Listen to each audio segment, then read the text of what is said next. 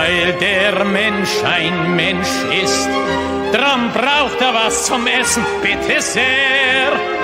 Es macht ihn ein Geschwätz nicht satt, das schafft kein Essen her. Drum links, 2, 3, drum links, 2, 3, wo der Platz genossen ist, weil ich heim in die Arbeit einheimst, weil du auch ein Arbeiter bist.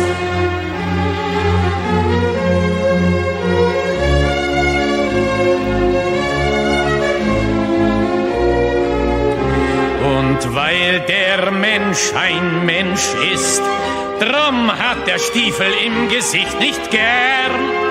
Er will unter sich keinen Sklaven sehen und über sich keinen Herrn. Drum links, 2, 3, drum links, 2, 3, wo mein Platz genossen ist, weil ich heim in die Arbeit einheimst und weil du auch ein Arbeiter bist.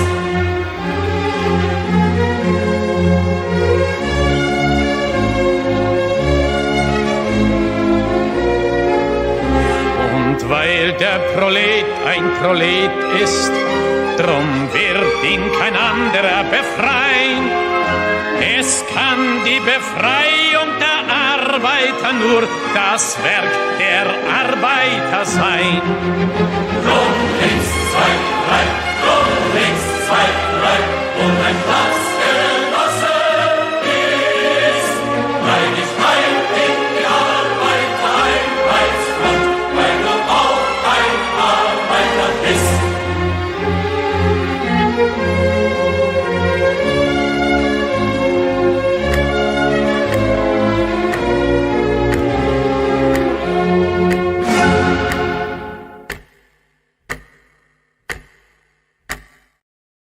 Здравствуйте, comrades. Welcome to another episode of Socialism Saturday, the very first episode back after Porkfest. And we might, we're going to see how this goes.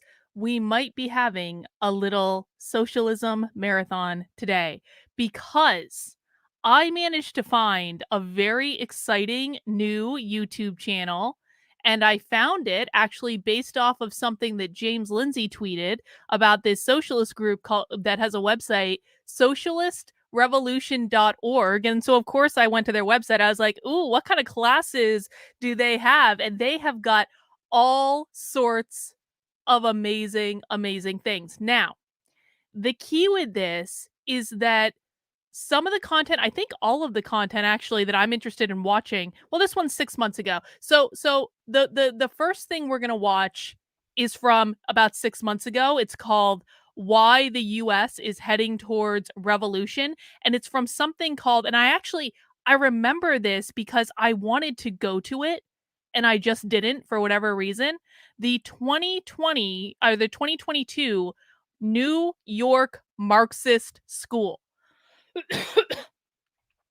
You maybe can't see it in the title. Oh my God, I'm coughing already. Where is my water? Well, I do have some coffee. Hang on. Jesus. So, I don't know if you guys can see the icon, but the icon says 2022 New York Marxist School. This is one of the presentations from it, and it is called Why the US is Heading Towards Revolution. And then maybe, oh, there it is. Oh, look at that nice PowerPoint slide. I feel like this Marxist school is something that we heard about. Do I have COVID? I don't know what the fuck I have. I've just been coughing a lot ever since I got back from Porkfest.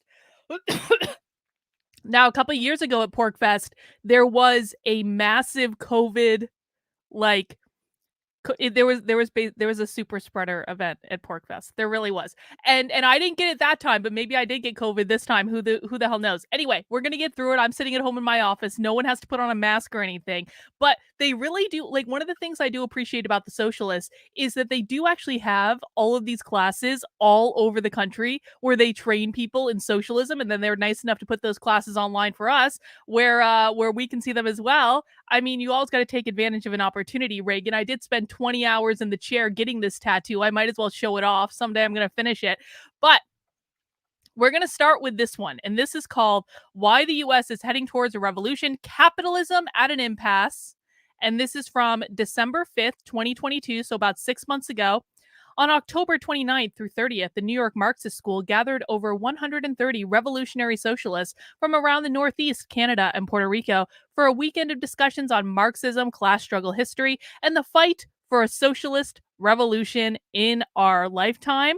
So I think this is going to be a great place to start out Socialism Saturday today. However, I have to tell you, this place has so many really interesting streams from a couple years ago.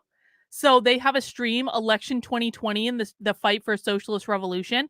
They've got Socialism in Our Lifetime, Why We Need a Revolutionary Organization. They have this stream, which was right before the 2020 election. It was like a couple weeks before the 2020 election, called Socialism versus the Lesser of Two Evils, a Marxist roundtable on the 2020 election, where they talk about whether or not they should vote for Joe Biden. So I'm just saying, there's a lot of really interesting socialism content on this channel. We're going to start with watching some of it. And then if it bears out and is as fascinating as I think it will be, maybe we'll watch a little more. And of course, we can always do this. We can always, watch these episodes over multiple Socialism Saturdays. But, once you get on a roll, you really get on a roll. And I think it would be pretty great. And one of the things that I like about, watching a whole bunch of socialist content back to back. Oh no, did I lose my video? There it is. One of the things that I like about it is that, one of the things that we've learned is that all of these socialist groups, they speak kind of slightly different languages. And by the way, if this is your first Socialism Saturday, welcome. We're really glad you're here. If you find yourself being resoundingly confused about what these people are saying, kind of like they're speaking in code, just sit back and relax. It's not you, it's them. They speak in a weird, bastardized version of English that only they can understand. And the only way, I think, to really learn socialism is by immersing yourself in socialism, which is what we do on Socialism Saturday. We watch full socialist presentations from start to finish, the boring bits, the cringy bits, the hours and hours and hours and hours and hours worth of word salad that we have had to listen to on this show. I can't even tell you. But you know what really helps? Alcohol. Bot, I got your purple drink for you. This is a grape seltzer. 6.25%. No, 6.5% alcohol in a grape seltzer. So everyone just go get a couple drinks. I also have this orange vanilla seltzer, which I'm very excited about. I actually like the orange vanilla one better than the grape one. This is also, I think, 6.5%. I think this is from Trippin' Animals Brewery. But these guys do some... No. Sorry. Ouzel Fincher's beer. Ouzel Finch beer. That's where it's from. So, we've got our alcohol. We've got our socialism. If a PhD gets confused, we don't have a chance. Listen, Sean. I didn't get a PhD in socialism, all right? I got a PhD in psychology. These are two completely different subjects. Okay, socialism has kind of taken over psychology. If we're honest, it's taken over everything. But... the best way to learn socialism is to sit back and watch. So, Sean, you're in the right place if you're here. And if you guys have questions as we're making our way through the socialism, please feel free to chat them in because we will help each other here. I don't have to have the answers for everything. We have a lot of smart people who have been watching Socialism Saturday almost every single weekend for 9 months.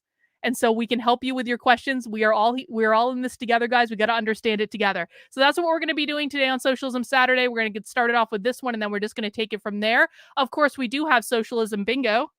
Let me pop that bingo link in the chat. I really should be giving out credit for this. I'm teaching more practical real life knowledge on Socialism Saturday than anyone will get going to college. It's true. That's my position and I'm sticking to it. Let me just pop this over in the chat on Rumble. Just in case we got some Rumble viewers over there. Usually I get... Oh, is Rumble not working today? Hang on. Rumble does not appear to be working today. Huh. All right, well, I'll try to troubleshoot that once the stream actually gets started.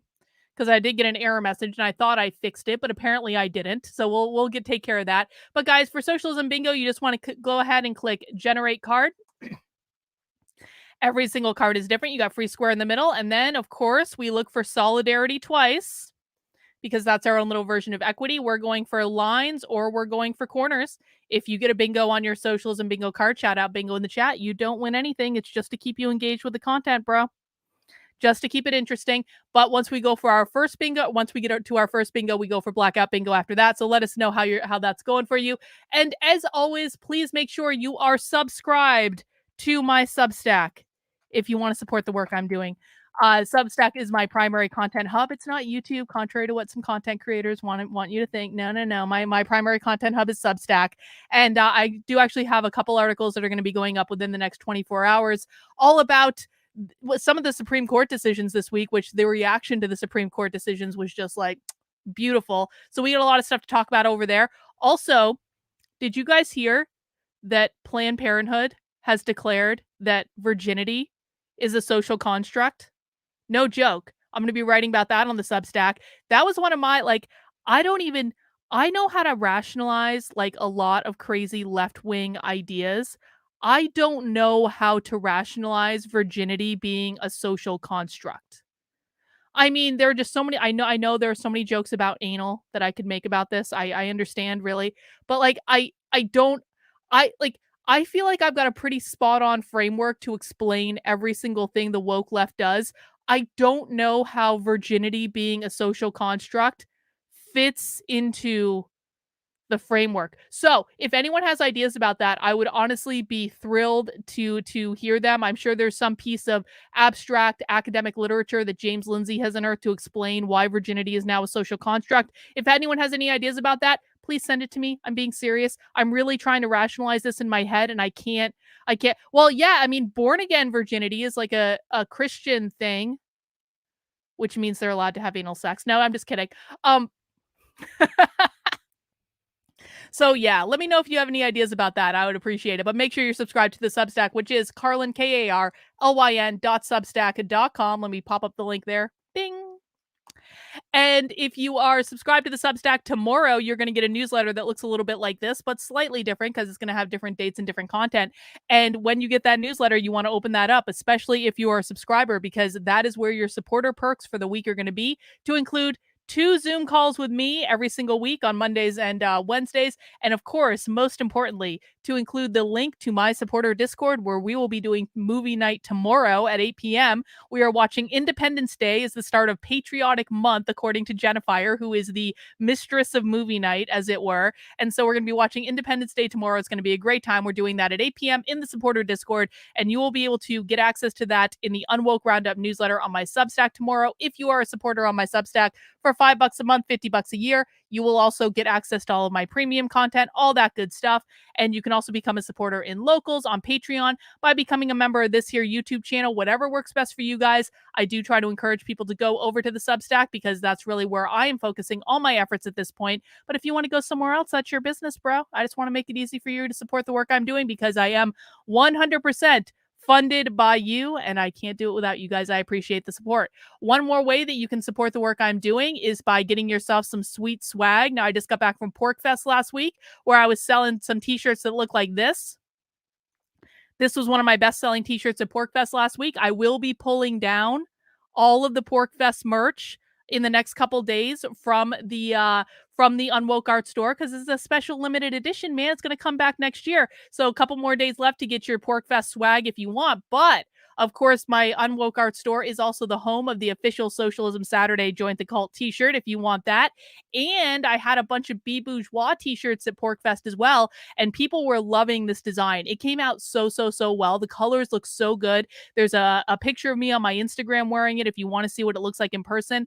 The fabric is so soft. I'm just really happy with the quality of the product. I was unsure because I'm doing like print on demand, and I'm designing these designs with AI art, and so you just never know kind of how it's going to come out, and it just really does look really good. I'm not patting myself on the back or anything, but it's a sweet fucking shirt. And anyone else in the chat who's gotten one of those, or the Be Different shirt, or any of the shirts, can attest to it as well. So you can pick up all that and support the work I'm doing in the Unwoke Art Store if you feel so inclined. There is a link pinned to the top of the chat.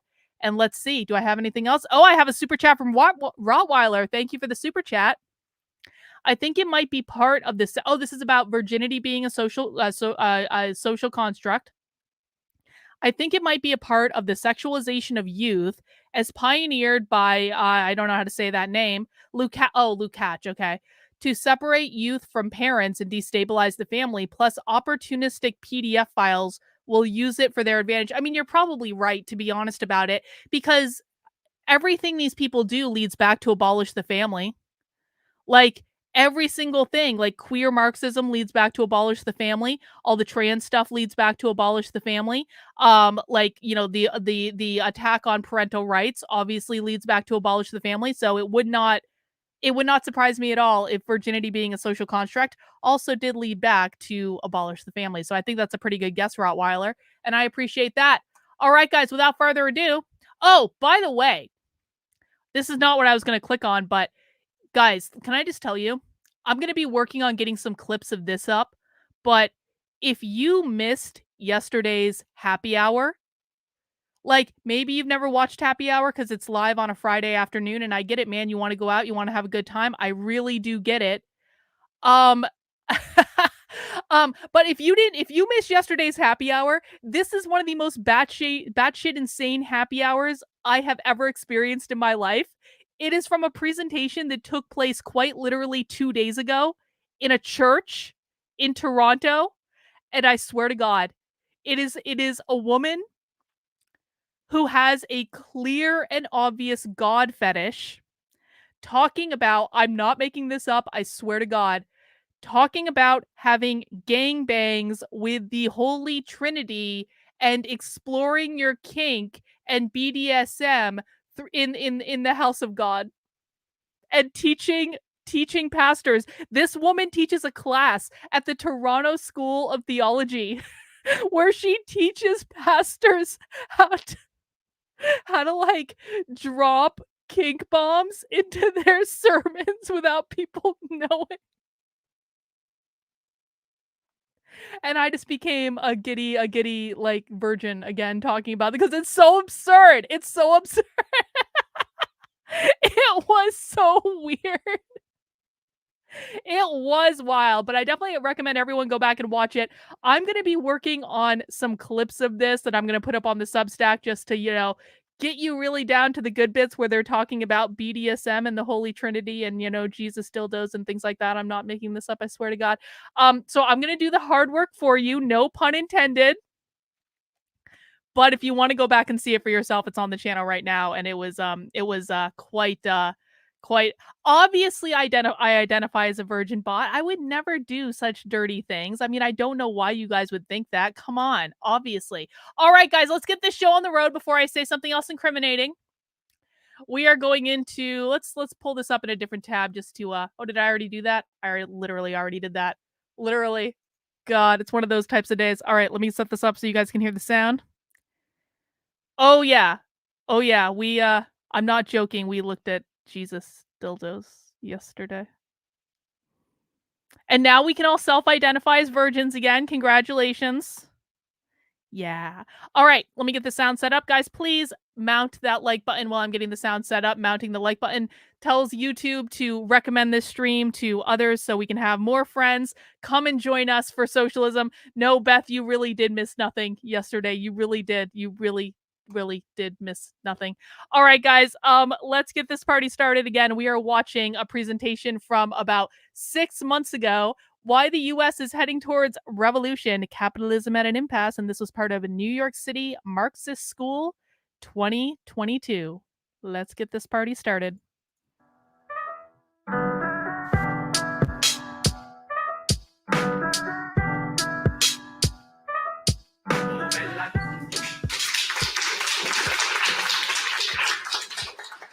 Comrades, 50 minutes for a question like why the U.S. is headed for a revolution and what the meaning of a capitalist impasse is in our epoch. It's a pretty tricky task, and I'm going to do my best to do it a bit of justice in the time that I have. And I think that it's a question about mass consciousness. It's a question about what are the factors in history that are shaping the thinking of millions of people around the world. Because if we're going to have a revolution, if we're going to overthrow this system on a global scale, it requires a synchronizing of the way that people are thinking about what capitalism represents, what it represents historically, about its exhaustion historically, about what it represents for humanity. And we're firmly convinced that all of the historical factors necessary to bring humanity to that conclusion, they're underway. They're working today. I think the context for this is what's happened in the last 6 years or so in the United States political landscape. It's been a complete transformation, almost something you wouldn't recognize if you think about the attitudes of people toward society, toward capitalism, where society is headed, particularly the attitudes in public opinion towards terms like socialism and capitalism. In the year leading up to the 2016 election, the word socialism was the single most searched word on Merriam-Webster online. That's one indication. Here are some of the headlines from the 6 years since. See if you can pick up on a common news item that a lot of the media was picking up on. The Guardian. All right, we should be working on Rumble Why are now. there suddenly millions of socialists in America? Newsweek. Why is socialism suddenly so popular? New York Magazine. When did everyone become a socialist? Because you assholes The New took over the Yorker. media. Why socialism is back? The Nation. Why millennials aren't afraid of socialism? Washington Post. The socialist youth. Why millennials are embracing a bad old term. Bloomberg. Get rid of capitalism? Millennials are ready to talk about it. Cato Institute. Why so many millennials are socialists and what we can do about it. The Independent. Fucking Cato. More than a third of millennials approve of I can't communism. even be on Cato's side. NY Post. Communism is trendier than Louis Vuitton for Gen Z Americans. Look at that purple bot. And Teen Vogue. Class solidarity is our only hope for survival. You know, many of these articles, they talk about the same things. They're looking for indicators of the shifting mood, and it's not hard to find them. I mean, a lot of them, they talk about the popularity of Sanders, particularly among young people, the rise of self-described socialists in office like AOC, growing membership of socialist organizations like DSA, organizations far to the left of DSA as well. And aside from the headlines, you know, the best indicator, you want to find the best indicator of what's happening in public opinion, the best way is to ask. Ask young people. The polls say everything. And I love these polls, these annual polls that have been sponsored by Victims of Communism Memorial Foundation. From 2017, 2018, 19, 20, every time these polls come out, you see millions more young people are turning their back on capitalism. Millions more young people are opening up, not just to socialism. This is not just because like the they've Sanders been taught moment. to in it's the not school. The vague socialism that you get from not like they woke DSA up one day and were like, ooh, we're on socialists the now. left. They're turning to communism. Because they've been taught to turn to communism in the schools. Rottweiler, thank you for the super chat. Poor guy. Either he gets sent to a labor camp or gets rid of. These people genuinely think they'll be members of the party or artists. Yes, they do. These people have no concept about the fact that they're the very first ones going against the wall. That is absolutely true. The useful idiots. Exactly, Luke. Exactly. And it was good to see you at PorkFest as well. To Marxism. Openness to ideas like public ownership of the means of production. Oh, thank you, I think William. that they may have That's very nice realized to that say. these polls were just extremely encouraging for the communists. And so maybe that's why they stopped publishing them in 2020. But the latest figures indicated the following breakdown numerically. This is just among Gen Z and millennials put together. 34 million young people view communism favorably in the United States. Oh, great. 39 million view Marxism favorably. Great. In this country after so many decades of propaganda. 45 Excellent. million support the elimination of capitalism. 65 million view socialism favorably. So when you have these kinds of figures, we are so fucked. We are so fucked. It is not even funny how fucked we are. You know, part of me, and I think about this a lot, like, am I just like wasting all my time in the inevitable collapse that we are all in because like they've totally captured the youth, they've totally captured the schools? Is there even any pushback that can happen because the only people who can push back seem more interested in flitting about and like complaining about books and libraries and shit like that, and they don't do anything productive? And so I'm like, you know what? Like, they're like, the best laid intentions, man, but like there's nothing you can do if the collective doesn't want to do anything about it. And I just don't know what it is going to take for the political right to actually start to get serious about this, 45 million like youth, like people in millennial and Gen Z want to get rid of capitalism? And you don't think that's a problem? Gee, I wonder how that happened. Could it be that they learned it from their middle school social studies teacher? And no one cares because we're all flitting around about a comic book in the library that no one's even reading that has a picture of a dick in it. Okay, I'm not saying it should be in school, all right?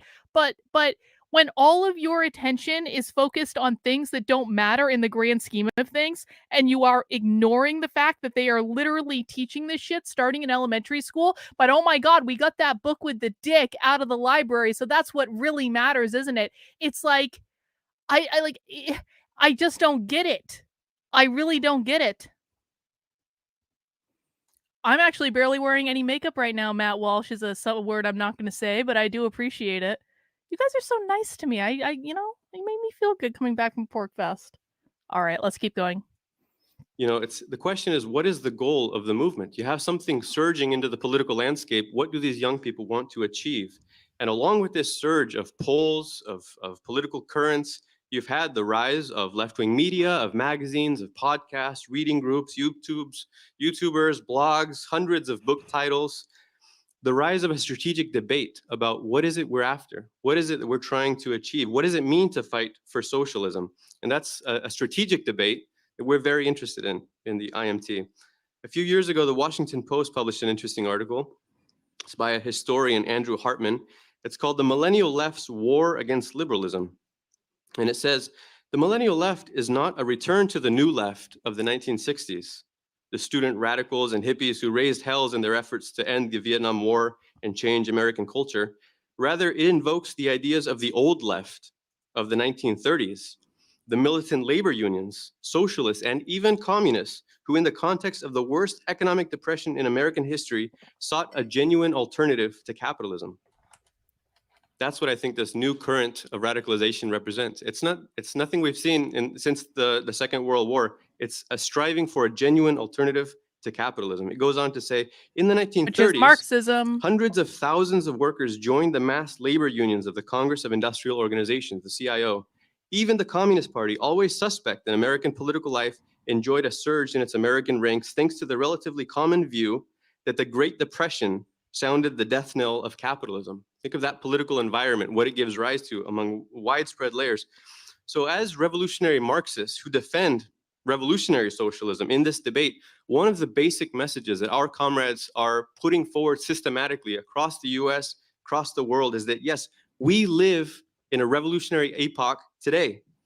Our goal is the overthrow of capitalism. And yes, we're absolutely convinced that there's a possibility of achieving this in our lifetime. That's the kind Our goal is the overthrow of capitalism, and we are absolutely convinced that we can achieve that in our lifetime based on the polls telling them that they have completely captured the younger generation because they completely infiltrated and took over the schools. Why am I the only one talking about this? Seriously. Why am I keep me honest, guys. Is there anyone on the internet showing you this stuff and talking about this? I don't understand with all these reading conservatives. Mark Levin wrote a whole book about American Marxism, talking about the dangers of this, and they aren't showing this stuff to their audience. And I don't get it. And it kind of makes me wonder, are you really serious about this? Do you actually think that these people are fucking around? Because they're a hell of a lot more organized than you are, and you complain about them in order to make money and get clicks on the internet and to rile up your audience, but you don't actually explain to them what any of this means or how to stop it or where it's coming from or how they're getting 45 million millennials and Gen Zs saying that they want to overthrow capitalism. It makes no sense at all. I don't get it. of epoch that we live in. But I want to start by acknowledging that that's not the dominant view on the left, and it hasn't been since the post-war era. You want to look at the dominant view, the currents that have been speaking as the representatives of this new left-wing trend, the views behind the books that are being published at Verso and Haymarket, the leading currents within DSA and its strategy. Above all, publications like Jacobin Jacobin recently celebrated its Jacobin 10-year sucks. anniversary with an editorial. Jacobin is like barely Talks about socialist. having become a major voice on the global left, and it claims that the magazine has made the most significant contribution toward creating an intellectual space of debate I don't know for about socialist that. and progressive intelligentsia of our time, mostly by drawing on the academic world. They say Jacobin has become a magnet for the left's strongest thinkers. Hang on. Tom, I need to call you out on this one. Many of these young communists are going to be pissed off when they find their way out of the cult think.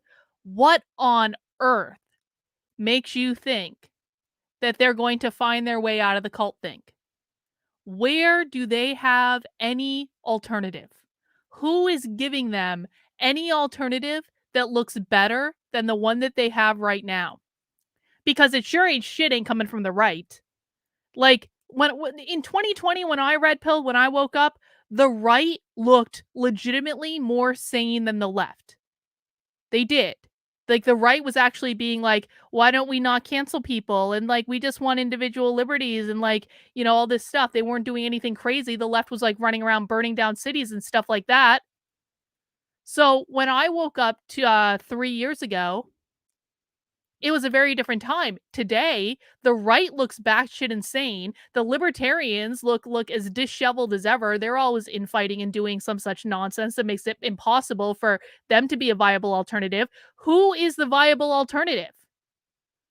If people wake up out of cult think, what is going to do it? Well, then it's not coming, Tom. This is what I am trying to articulate to you guys. People don't just wake up and realize human beings learn by contrast. We need to have things to compare. I like A better than I like B. If you have never had a cold shower in your life, then you don't have a full appreciation for how great a hot shower is, right? If you've only ever had like hot showers in your life, you might like hot showers, okay? But like you don't know how much you like them until you have something to compare it to. It's the same thing with politics. If you have no better alternative to compare your current ideology to, there is no way in this lifetime that they're going to wake up because there is no contrast. Like, they may be like, okay, my side's acting a little crazy right now, but then they look over to all the other political sides and they're like, holy shit, those guys are acting far more crazy than my side is.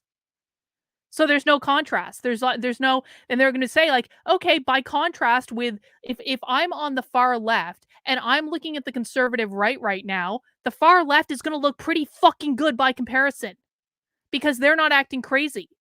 Well, not this one they don't, Tom. I'm explaining to you explicitly how this works, and you can wish upon a star and hope and pray and send all the thoughts and prayers that you want, but it doesn't make a difference because there is no viable alternative. There is no contrast that makes the left look worse than the other political options at this time. So if you really want to wake people up, my friend, you better figure out how to make your side more appealing, and that is a personal challenge to you. Because if you guys don't care enough other than to spout off on the internet, then none of this shit is ever going to change.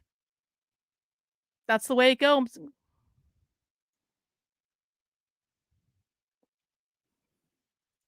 The only leftists that I know that have turned around was due to them being a target of leftists. Well, yeah, but do you know what happens then? Because I was a target of leftists, and then what happened? I became a massive target of the conservative right. And so it was like, clowns to my left, jokers to my right, man. They're both doing the same thing. Let's keep going. By its gravitational pull, Jacobin has managed to attract those scattered socialists among the professional classes who otherwise would have been absorbed by the university system. So it is very exciting. We want to hear the advice of the left's strongest thinkers, that what they have to offer the growing socialist movement. Hang on, Tom, I'm sorry. You're just presenting too good of an opportunity and too good of an example for me not to use. You're honestly going to say, people leave Islam for atheism all the time. Do you know how many Muslims right now are moving back, like from the United States, moving back to Islamic countries because Islamic countries look more sane to them and their values and what they believe than what's going on in the United States right now? Do you have any idea? If people are leaving Islam for atheism, that is because they've done a comparison, and for them and their personal values, they believe atheism looks better. Atheism isn't actually that controversial, bro. Like, atheists are just running around saying, I don't really believe in God. Richard Dawkins sometimes says some crazy shit, but like, it would be a hell of a lot easier to get anyone to leave any of the current religions for atheism than it would be to get someone on the far left to wake up and join another political tribe. 1,000 fucking times easier.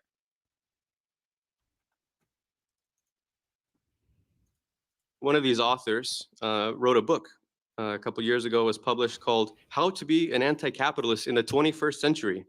It's by a University of Wisconsin professor.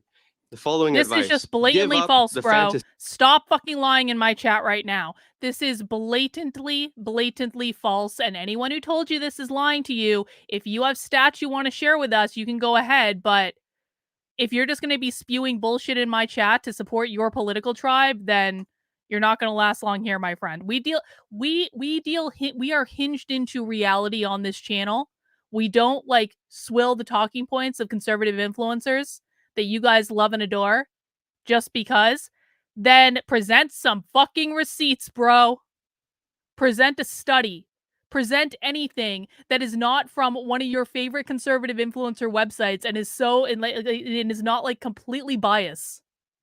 Bullshit, Tom. Bullshit. And this is going to be the last time I respond to you, because right now you're just looking like a lunatic in my chat. I can't imagine why people don't leave the left to go join you guys. I cannot imagine. Islam is actually growing right now. In reality. Of course they are. Of course. God. Of smashing capitalism. Never believe things people tell you on the internet. Capitalism folks. is not smashable. In one way or another, you have to deal with capitalist structures and institutions. Taming and eroding capitalism are the only viable options. So apparently that's the anti-capitalism of the 21st century, not like the old-fashioned anti-capitalism where you try to overthrow the system. It's the one where you accept capitalism, figure out ways to tame and erode it. That's lesson one. Another title, The New Communists. It's all about what's new. It's the new era, referring to the fact that interest in communism itself is rising in this country. Here's what it has to say. Just a few different quotes from the article. Today, 100 years after the Russian Revolution, the world has turned. The world's working classes have moved on. Today, the probability of such a revolution is infinitesimally small. What haunts the socialist left today is our inability to move on from these dreams of apocalyptic rupture, fantasies of new, unfathomable worlds. You got to move on. Another editorial. This is the final one I'll treat you to. This is Our Road to Power, an editorial by Vivek Chibber, who also teaches at NYU. He's presented as kind of like a left celebrity in the media. He goes on, New York Times podcast, and he's the one, he's the Bolshevik, the one representing the radical. Let me grab this super chat from Rottweiler. Rottweiler, thank you for the super chat. There it is. Haven't they seen how the left has turned their backs on Muslims? They get doxxed and harassed all the time for speaking out against this. Well, no, because most of them... Listen, like, I really want to encourage everyone to make sure that you are listening to media from all different perspectives. Because the fact of the matter is, and I'm sorry, Rottweiler, the only people who think that the left has turned their backs on Muslims are people who are not listening to the media on the left.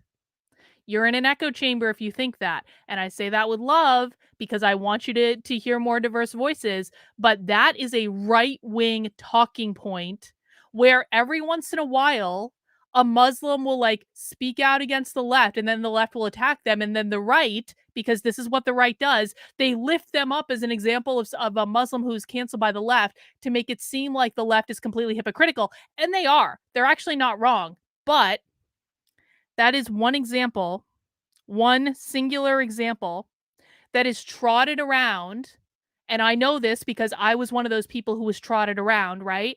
They trot you around to all the shows. They make it be the talking points that everyone's saying at the same time. And what happens when they do that is people who are only listening to those influencers believe, oh my God, this is happening everywhere. It's not happening everywhere. It's onesie and twosies examples. There is a reason.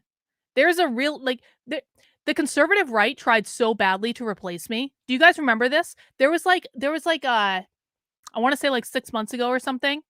The conservative right actually tried to replace me with like another Democrat that went to the Trump rally, because they're always looking for people like this, people that they can like lift up and say, look, we got one. They do this shit all the time, but that doesn't mean that those lived experiences are indicative of a larger trend. It is not, unless you have data to show me, and I'd be open to seeing the data. It is not a larger trend. One example is not a larger trend, as much as we might like it to be. Here's what he has to say about the Bolshevik Revolution, by the way. There's no doubt that the decades from the early 20th century all the way to the Spanish Civil War He called could be her a described as a pedo? revolutionary period. I gotta watch that It was show. an era What in which an the asshole. possibility of a ruptural break with capitalism could be seriously contemplated, and a strategy could be built around it. But starting in the 1950s, openings for this kind of strategy narrowed, and today it seems entirely hallucinatory to think about socialism through this lens. These are the views of the dominant current on the left, the public spokespeople of the rising left current, the ones that are speaking for the movement. And it has been the dominant view for decades. This idea that we don't live in an era of revolution anymore. The idea of overthrowing capitalism, you're in a dream world if that's the goal that you're setting for yourself. You need to move on. If you move outside of this space, this progressive intelligence, if you move outside of the university offices of these professors, and you look at what's happening around the world in country after country, mass uprisings that have brought down governments in every corner of the globe, rebellions, full-blown revolutions. In 2019, there were mass uprisings in a quarter of the countries on Earth. We have comrades here from Puerto Rico, Oh, God. where 1/6 of the population poured into the streets and brought down the government of Ricky Rosselló in 2019 through mass demonstrations and strike action. 3 years ago this month, you had the October rebellion sweeping through Chile, Ecuador, Colombia, country after country. These are not just demonstrations. It wasn't just general strikes. You had the rise of elements of dual power, armed bodies of workers' defense, arresting military personnel, disarming the police, erecting barricades. Let's get this super chat from Vaughn. Thank you, Vaughn. Carlin, don't you think the wokies have sort of jumped the shark with the support of the trans ideology? No.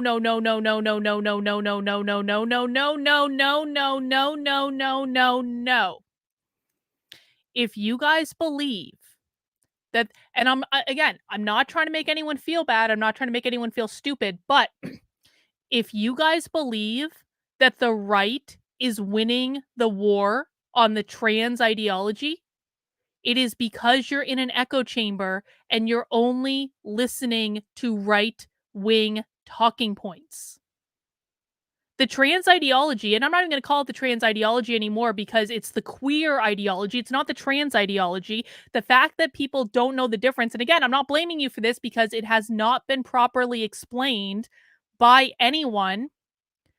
The problem is the queer ideology is embedded in over 11,000 school district policies in this country, affecting over 10 million students. And we're not even talking about that because Moms for Liberty is banning the latest fucking book. We're not even talking about what the actual problem is. But you got that one book with the dick pic banned. And then you're going to go, we're winning, there's laws, we're winning.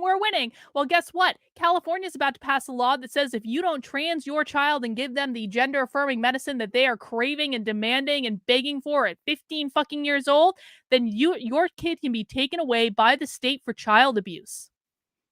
Every single law that the right is getting passed in red-leaning states, which, by the way, are being overturned by the courts, also in red-leaning states, i.e. Florida, Every single time a right-wing state passes a law that everyone's like, we're winning. Guess what? A left-wing state passes an equally fucked up law on the other side. And I'm not saying I'm in support of medicalization of minors. I'm not in support of it in any way. I actually do think that shit should be banned as long as we have a government and we have laws. My preference would be that we get rid of all of it. But as long as we're playing this game, okay, if we're going to ban something, it might as well be medicalization of minors. I totally get that. I'm on board. But let's not pretend that a couple laws passed in a couple states, which will probably inevitably be overturned by the courts, as we've already seen happen in Florida. Let's not pretend that's winning, because it's not. It is still deeply embedded in the school district policies of over 11,000 school districts in the country currently that we know of. And that's based on research that Parents Defending Ed have been doing for months to try to figure out where these policies are at. So no, we're not winning. Not in any way. We're not even close. And every single time Matt Walsh sends out a tweet saying, we're winning, they're on the run, we've turned the corner, he's doing it so you put money in his pocket and give him the retweets that he is so very desperate for, and that is it. I wish it were different. I really do. I wish I could be one. I would make so much more money if I was one of those people who are lying and being like, yes, we're winning, they're on the run. Believe me, I would make a metric fuck ton more money than I'm making telling you guys we are so very fucked. But I'm going to tell you the truth, and then you can decide what to do with it, I suppose. All right, let's keep going. And checkpoints, seizing control of all major highways, setting up revolutionary assemblies, not just for discussion, for making decisions and carrying them out. These are the scenes that have sprung up around the world. In Algeria, 3 million people flooded the streets in a revolution that brought down the 20-year dictatorship of Bouteflika. In Sudan, talk about a classical proletarian revolution. You had the masses organized. I don't want to make a t-shirt that in a says general that strike a little that bit. had 100% participation of the working class. Even all government, not only did the workers organize themselves and take over industry, all government ministries, the workers organized themselves into councils and declared their allegiance to the revolution. You had power in the hands of the working class. Basically, all administrative day-to-day is going into the hands of the working class. This is revolutions that are happening in our period. That brought down the 30-year dictatorship of al-Bashir. You know, the serious analysts are not the professors that are talking about living in a post-revolutionary era. It's the ones that are warning the ruling class that this is a revolutionary era, that there's a threat of revolution everywhere. Compare these earlier quotes we heard to comments from Paolo Gerbaudo, a political sociologist at King's College in London. He says, these protests are popular insurgencies. They reflect the failure of nation states in the global era. They're not a passing crisis that can be remedied through the regular levers of the state. These movements may be the early symptoms of a new global crisis. They're like seismographs. They're like the dials that announce things that are coming on the horizon. That's a much more perceptive analysis than anything that you'll read in Jacobin. And in the years since 2019, it's been a continuation of this process. We had mass uprisings in Kazakhstan, in Myanmar, in Sri Lanka, the second wave of the Sudanese revolution. Now you have these revolutionary developments in Iran, as comrades have said, the largest uprising since the 1979. Hang on, Aaron says, and I'd like to know more about this one. Have you ever seen the Vice documentary about the Afghan war called "This Is What Winning Looks Like"? That's the right today. Is that about like how we were in Afghanistan for 20 years and then the Taliban took it over in like a weekend and we lost $80 bajillion and equipment and all that stuff and nothing really changed after 20 years? Is that basically what it's about, or is it about something else? It does sound interesting, though. I'm going to look it up. Thank you, Aaron. Revolution. And it would be one thing, you know, to dismiss these kinds of developments if they were only happening in faraway places and if they were never covered on the news, which they often get very little coverage. But the US, comrades, the US lived through its largest mass movement in history in June 2020 after the murder of George Floyd, a movement that took on insurrectionary proportions and sent the president himself. Insurrectionary proportions. Stephen B says, I'm new to seeing the deeper issues here. Actively Unwoke has really helped. Everyone buy the book, Get Actively Unwoke, a must read. Thank you, Stephen. I appreciate that. I'm going to take a screenshot for marketing purposes, I suppose. Guys, if you have not yet picked up a copy of my book, you can find it on Amazon, Audible. It's hardcover, Kindle. I even read the audio version myself, much to my own chagrin. So you can find it now. You can go to activelyunwoke.com if you want links, or just go over to Amazon because that's where you guys are buying your stuff anyway. And if you do buy my book on Amazon, please leave a review and say nice things. 5-star reviews only. If you have anything less than 5 stars, I don't want to hear about it. But I do appreciate it, Stephen. Thanks so much. Oh, that documentary was from 2013 and precluded the 20-year waste of time downfall. Excellent. Listen, if they're going to impeach Biden for something, why in the ever-loving F aren't they impeaching him over the Afghanistan debacle? It makes no sense. It was like all the ammo you needed on a silver platter. Here you go. It was on the news all the time. Like, it pissed a lot of people off. They don't need any other excuse. They should just and to be very clear, I am well aware that if Biden gets impeached, he's not going to get removed from office. I don't even care. Because I want a good impeachment show. That would last for weeks. There would be like streaming content for weeks. It would be a clown car. It would be so entertaining. Like, I don't care if Biden wouldn't get removed from office. I want my impeachment retribution, goddammit. Because thank you, Rottweiler, for the super chat. Because fighting wokies is like fighting guerrillas. It's an attrition war that the right currently can't win what they're doing now. I saw too. I actually write about this in the book. I wrote about this in Actively Unwoke. I said that the war we are in is a war of attrition. It's about whoever gives up first.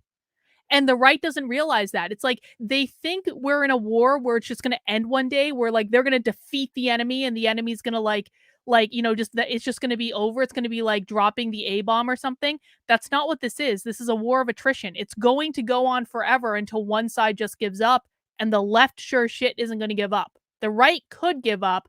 The left is sure as shit not going to give up in any way, shape, or form. Carlin, have you done a video or article on critical theory, not critical race theory, but more generalized critical theory? I have not, because I kind of leave that stuff to James Lindsay. I want to do an article just kind of explaining, like at a very high level, what it is. It's kind of on the list of 87,000 things I have to do. But if you want to know about the philosophy of it, go read New Discourses. Go read James Lindsay's stuff. I know it's wordy, but I can only do so many articles at one time. But I do hear your point, Nathan, and I do have it on the list for some point down the road, eventually. Let's see. All right, guys, please make sure you mount that like button for me if you haven't already. Let's keep going. Hiding underground in a bunker under the White House. It really should be the end of the question of whether revolution is possible in this era, in this country. Is it possible for tens of millions of people to pour into the streets of every city from coast to coast? That's cool, Gloria. Is it possible for them to defy curfew orders in 200 cities, to confront tear gas, rubber bullets, and mass arrests? Is it possible for mass demonstrations in the US to escalate even when National Guards are deployed in 30 states? These events, history has answered these questions 2 years ago. Protesters burnt down the Minneapolis police precinct, an open act of insurrection, and 54% of the population saw that as a justified act, according to the polls in the following weeks. Hang on. Elixir, I appreciate that you have a message to get out, but stop disrupting my chat. We're here to learn. We're not here to talk about like your stuff right now. I wish you the very best of luck trying to get your stuff out there, but please stop disrupting the chat. I appreciate it. Guys, I have 2 rules in my chat. Number 1, don't be a dick. Number 2, no whining. This is first and foremost a learning channel. I don't deal with shit posting. I don't deal with any of the bullshit that so many YouTube channels deal with, because we're trying to learn about like concepts and how to fight back and all that good stuff. So while I do appreciate people having the things that they care about, please don't disrupt my chat, okay? Well, I did write a book. Well, I wrote a book called Zen Your Work, which is about like mindfulness in the workplace, which is not like there's psychology in it, but I don't know. I have a lot of books I want to write. At its height, the mass movement had the approval of 78% of the population, who said that the anger that led to the protest was justified. Pull this shit, bro. Way more than the 26 million people who actually poured into the streets. So if an uprising on that scale is possible in the 2020s, the debate is over. Revolution is possible. It is a fact. Those events very easily could have escalated into something much bigger, by the way, than what actually played out in June 2020. Trump was threatening to invoke the Insurrection Act of 1807, he had ordered army bases across the country to be ready to deploy within 4 hours to police demonstrations within US borders.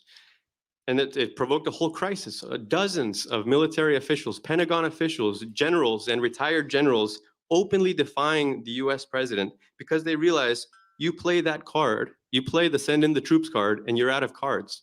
We came very close to a situation like that in this country. Does that sound like a ruling class that has this thing under control?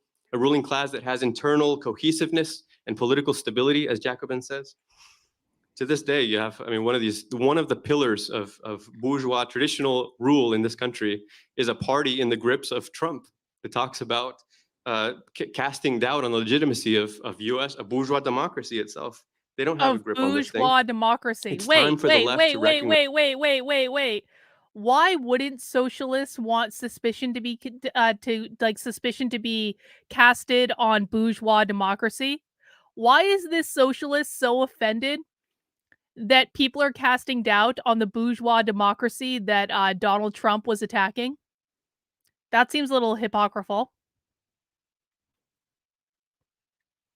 Recognize these facts and to say we need to stop acting like we're in a post-revolution era. This is a revolutionary era. We're living in one right now. We need to stop acting as if we're headed for another period of calm and peace, like the post-war boom. And really, most of society understands that we're headed for a crisis. If you look at polls, most people think we're headed for chaos, for turbulence. For young people in particular, they try to look at their future, and what you see is a world on fire. We're headed for a climate catastrophe. And if you look at these polls, we're also headed for a major fight against these events, or a fight against capitalism. This mood in society, it's not just a fleeting temporary phenomenon. It's not something that's just going to pass. It's a growing desperation. It's a search for a way out of an impasse. And when millions of people start to question the structure of society, that's a big deal. That's an indication that something fundamental is changing, something profound in the foundation of society. If you want to understand that, you need Marxist ideas. You need Marxist theory. You know, Marxism for us, it's not just a method of analysis. It's not just a philosophy of class struggle. We need these ideas to make sense of the world in the 2020s. The manifesto of 1848 sheds more light on the world of the 2020s than it did in the decade when it was written. The history of all hitherto existing society, history of class struggles. What does that mean? It means societies, class societies, they're not eternal. Capitalism is not eternal. It's not going to be around forever. Marx explained that class societies, like everything else in nature, they have a life cycle. They're born. A social system is born. It develops up to a certain point. It reaches a peak. It enters a phase of decline, just like a human life, just like anything else in nature. And eventually it comes to an end. And that's what's happening with capitalism. It's lived long beyond its limits. The question for us is, what determines that lifespan? What is it about capitalism that we can say it's lived past its limits, it's reached that impasse? Marxism explains that a social system can be viable, it can move forward. Hang on, I want to acknowledge Beth, something Beth is saying in the chat. And by the way, I'm not commenting a lot on this speech just because he's actually being pretty straightforward with what they believe. And it's like, it actually is kind of refreshing to hear a socialist talk in such straightforward terms. I don't think I need to interpret anything or anything like that, but there are some interesting things being said in the chat. And Beth, my conservative Christian friend, I never imagined I would align with an individual whose politics I so disagree with. However, a fact is a fact that when I share with conservatives what is really going on, they poo-poo it. Beth, see, the problem you're running into is the fight that we're in is not about left versus right. It's not Democrat versus Republican. It's not even progressive versus conservative. It's not any of those things. It's authoritarianism versus libertarianism. And so if you are someone who fundamentally understands that we need to leave people the F alone, well, some people on the right are going to agree with you, and some people on the left are going to agree with you, and some people on the right are going to disagree with you, and some people on the left are going to disagree with you, and those who disagree with you are often going to be a lot more vocal about their disagreement. So, like, we need to be finding these coalitions and these allies of people who understand, leave me the fuck alone and let me do what I want. And that's, I think, what you're experiencing, right? And so everyone of any political persuasion is welcome here. I don't really care. As long as you understand that that a Marxist cultural revolution is really not a good idea. then we need to start working together, and that's just the way it goes. Can develop as long as it's developing the productive forces. That is the key to progress. That is the key to all. The thread of human progress is the development of the productive forces, the ability of humans to meet their needs. When we have an improvement in that ability, an improvement in technology, in technique, scientific knowledge, social organization, productivity, that makes it objectively possible for more people to live without starving, for more people to have housing, to have their basic needs met, and for humanity to spend less years and hours of their life working just to make that survival possible. When you improve that, society moves forward. That's the thread of progress that we've seen over the last 6,000 years of class society. And what makes a particular society enter an impasse is when, and go into a decline, is when it stops developing those productive forces. Instead of helping them move forward, it starts to constrain them. It becomes a straitjacket. It keeps the productive forces from moving forward. And when that becomes a historic fact, it expresses itself in countless ways as a general sense of decline. It becomes a historic crisis on all levels because the realization starts to sink in that life is getting worse. It's not getting better from one generation to the next. Exactly, James Jones. That realization is a powerful one, comrades. The widespread mood of discontent, it starts to grip mass consciousness, and that's the background for a revolutionary situation. It doesn't automatically mean he's hitting on one of my talking points for my 4 goals of the woke left. What did he say? We're gonna go back and listen to it. A widespread discontent brings about a revolutionary mindset. Okay, I want to listen to that again because I want you guys to hear this, then I'm going to explain why this is important. Let me just go back. Okay. In countless ways as a general sense of decline. It becomes a historic crisis on all levels because the realization starts to sink in that life is getting worse. It's not getting better from one generation to the next. That realization is a powerful one, comrades. The widespread mood of discontent, it starts to grip mass consciousness, and that's the background for a revolutionary situation. It doesn't What he just said is just so important. You cannot bring about a Marxist revolution in the United States if people are satisfied and content with their lives. It is not possible. So back in 2020, well, the pandemic is going, but kind of before all the George Floyd insanity, and I think you could argue before the pandemic, things were going really well, right? People were making way more money under Donald Trump than they were under Barack Obama. I think we can all agree on that. I can even agree on that. Back from when I hated Donald Trump, I was still making more money under Donald Trump. My life was still better, right? But what happened when all the George Floyd bullshit started exploding is that was the left trying to make everyone's life difficult. Also, the pandemic, even though Trump bought into this and he shouldn't have, was also the left trying to make everyone's life difficult. This goes back to the 4 goals of the woke left that I hammer into you guys time and time again. The 4 goals of the woke left are always and forever: gain as much power as possible, use that power to destabilize the system by causing problems, use the pain caused by those problems to attack capitalism by blaming capitalism for all those problems, and then saying, comrades, do you know what we should do? How about we get rid of capitalism and we try Marxism? You can only get there if you cause enough pain in society. You can only get to people trying to being pissed off and discontent enough with what's going on in the world to overthrow a system that has lifted up this country for the entire time that it's been in existence. If you cause people enough pain where they're like, enough is enough, we need to move on. It's the same thing. Think about it like this. If you have a car and your car is just perfectly fine and nothing is wrong with it, and it may not be your favorite car in the world, but it's fine. It gets you from point A to point B. It doesn't break down. It doesn't you don't have any problems with it. You're probably not going to replace that car because the cost of replacing that car, not only the financial cost, but also the cost of going out and looking for a new car, going through the buying process, et cetera, it's just not worth it because the car is working. There's no reason to replace it. Everything is pretty much fine. What happens if that car suddenly starts having problems. Like I used to, the first car I ever had, it was like a Volkswagen Jetta or something like that. It was fine for a really long time, and I don't really care about cars or anything. So I was like, okay, this car works, it's fine, it's good. It was fine for years, and I just didn't really care about it. Then things started breaking down. And the very first thing that broke down was my speedometer started having all these problems, and I couldn't actually tell how fast I was going, and no one seemed to know how to fix it. And it was like, it was just going on and on and on. I was spending so much money trying to get places to like fix the goddamn speedometer. No one could figure out why this was happening. It was a problem with the internal computer. And then some other shit started breaking down. It was like one thing after another, after another, after another. I was like, okay, well, now this car is causing me enough pain where I'm just going to go buy a new effing car because I don't feel like continuing to sink money into this car. Right? It wasn't until everything started kind of breaking down one by one by one by one by one that I was like, all right, time to put on the big girl pants and go buy a new effing car.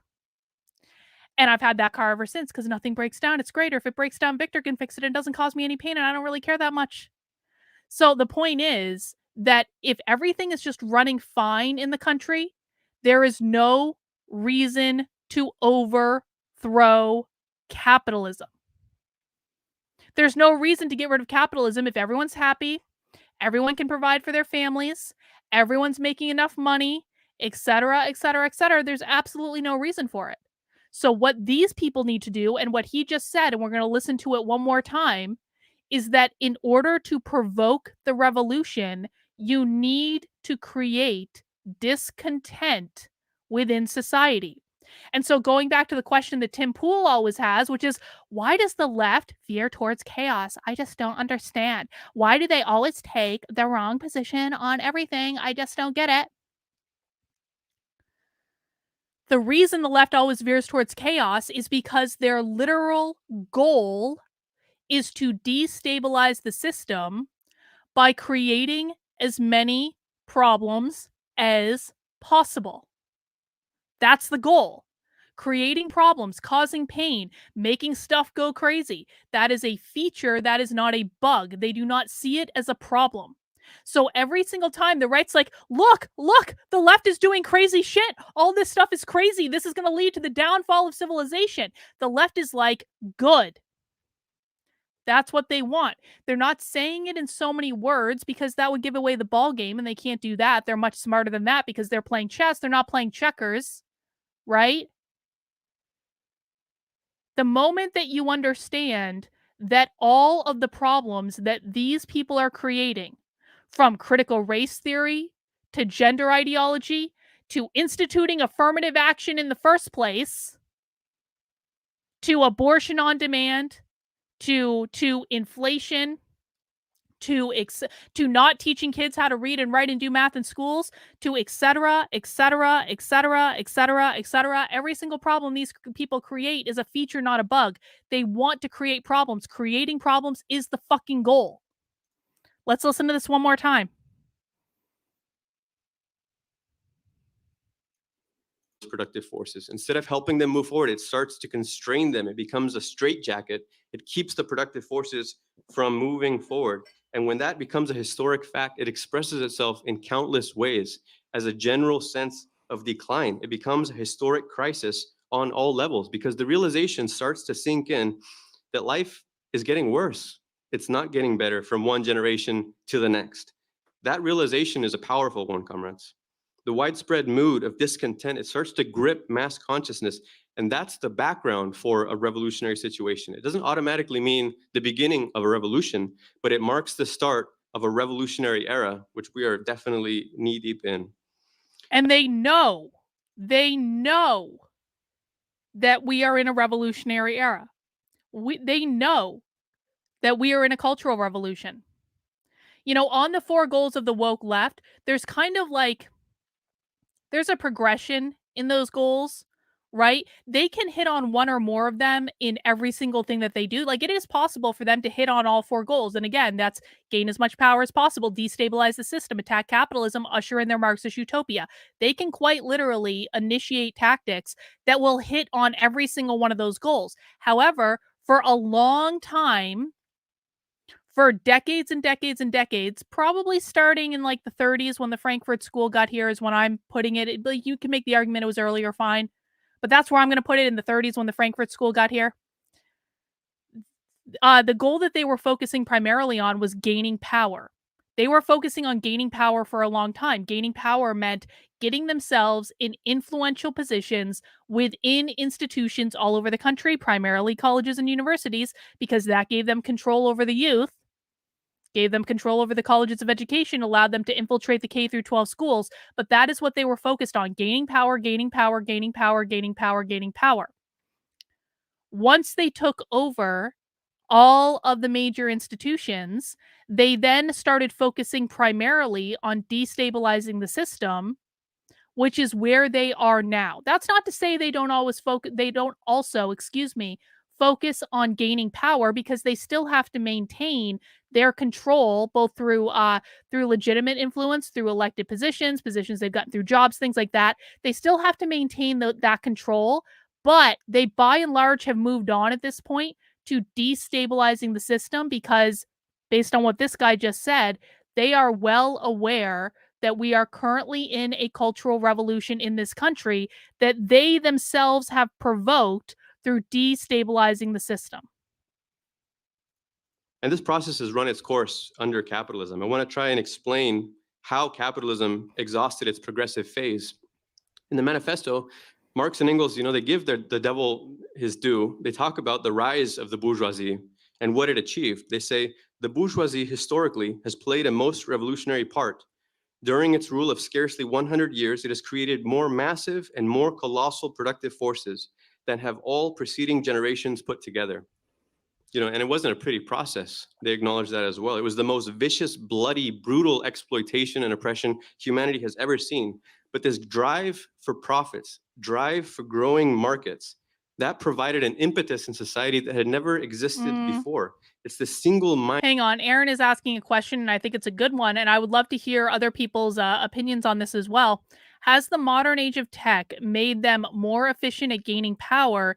If yes, are they disciplined enough not to get lazy? Well, I guess my initial thoughts on this are that I don't think that they needed tech to gain power. I think that they had pretty well taken over all the major institutions. Definitely by the time they got through like the .com bubble of like the late 90s and the early 2000s, I think they had already kind of gained the power they needed. But I do think that tech made it much easier for them to coordinate and to get their ideas out there. And of course, then they started taking over the tech companies, which didn't help at all. But I think that they had actually gained the power they needed before modern technology. I think modern technology just allows them to, allows their process basically to accelerate. I mean, certainly, like, you can argue, as I probably would, that the world would be like a much better place if social media didn't exist, right?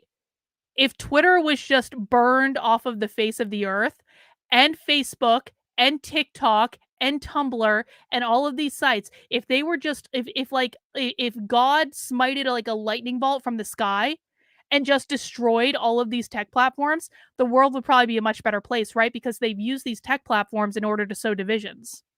So I think it's allowed them to accelerate, but I don't think they necessarily needed it. And are they disciplined enough to not get lazy? Bro, they're working at this every single day. Now, there are some things that they're lazy at, but not nearly as much as like what the right is lazy about. And so if we're comparing, like, laziness is relative, right? You could definitely make the argument that the left is damn lazy about some things, but even in their laziness, they are still more motivated and focused than like every other political group. So sometimes they can be lazy because other people are lazier, would be my answer. But definitely others feel free to answer as well. I think it's an interesting question. Thank you for asking it. Minded logic of the system. It has that one purpose: accumulate capital. All human activity has been organized around that one purpose for the last 200 years. And for a while, it had a progressive byproduct, because as a result of that drive, that motor force kept running, humanity That's what I'm here started for. to harness Welcome the to Socialism forces Saturday of nature like never before. All the masses, the major advances that we've had in natural science, in the application of chemistry, the explosive development of industry, machinery, This is why the we have mechanization of alcohol. agriculture, steam power, electricity, railroads, transport, air travel. These developments are the basic justification for the rise of capitalism. But that mechanism, that motor force, it had its limits. There's only so far it can bring society forward before it turns into its opposite and it becomes an obstacle for society. For one, competition in the market leads to concentration of capital. This is something that Lenin explained. He didn't call it the late stage capitalism. He called it the highest phase of capitalism, imperialism. And it's the result, after so much competition, larger and larger sums of capital are required even to compete, even to participate in the market, until you reach a point where every industry is completely dominated by a handful of monopolies. And that's one factor that signals the end of capitalism's progressive phase, because when you have a national market that is totally maxed out, it's dominated by, there's no more room, there's no more land out there to take over, there's no more markets to expand into, and you have it carved up by a handful of monopolies, intertwined with finance capital, with the power of the banks. The only other place to expand is into other markets. You have this pressure start to rise, and it becomes irresistible to seize other markets, to invade other countries. Imperialist powers start to seize, to try and exploit their resources, their labor forces. You have this muscling around to try and establish more of a sphere of influence. And we see this is the drive behind imperialist wars. The war that we're seeing in Ukraine, the proxy war between US imperialism in the form of NATO and Russia, it's also a question of this expansion over the last 30 years, the encroachment of NATO to surround Russia. Hang but on. what we saw Groypers are not doing anything to my website. My web host is being a dick. And you guys don't even need to worry about it. I'm just about to redirect activelyunwoke.com over to the Substack, if I'm honest about it. Is that website still not fucking up? It's not an attack on the website. And I know that because I have like 8,000 websites hosted on this account. And there are just problems. All right, everyone relax. This website is not critical to the operation at the moment. In Lenin's time is the fact that this driving force, it's the driving force that led to the two world wars. That we saw, capitalist nations carving up the world into a new arrangement at the cost of 40 million lives in the First World War, another 75 million in the second, as we heard, 27 million of those. What about the deaths in China under Mao? That was history's way of announcing that capitalism has reached the end of its progressive phase. Now, we have the historic fact of the post-war boom, and I think it's something very important that we understand. That period, from the end of World War II until the early 1970s, was an extremely exceptional period in the life of capitalism. A number of historically unique factors aligned to give the world market, and US capitalism in particular, a new lease on life. Some of those factors are, first of all, the wartime destruction of Europe, the fact that it wiped out the industry of all of America's capitalist rivals. Massive state expenditure on armaments, which was the main force that brought the US economy out of the Great Depression. Unprecedented state intervention. When it's life and death questions of war, they don't leave it to the market to compete and figure out how the economy is going to take care of its needs. They have wide-scale nationalizations. The US government took over railroads, mines, armaments, other basic industries. And you know what? The US industrial machinery doubled over the course of World War II in the US. All of it was paid for by the US government. We don't hear much about that. New markets and technologies obviously came out of the war effort as well, because it wasn't just the weapons. You had new chemicals and plastics and other industries that could develop. And they need to rebuild Europe after the war. I mean, that was decades of rebuilding that created a massive new market. Those were the factors, and that gave rise to this block of time, all the way up to the 70s, where it seemed like things were actually restabilizing. It seems like things were getting better. But that came to an end in the 1970s. And by every measure, conditions in society have been in a steady decline since then. Sometimes they talk about this like neoliberalism, like it's a set of anti-worker policies. It's not a policy decision. It's the return of capitalism to its normal course after an abnormal period that that's why they hate neoliberals. That's why they hate neoliberals. Because neoliberals support the return of capitalism to working order. This exceptional anomaly, this upswing of capitalism.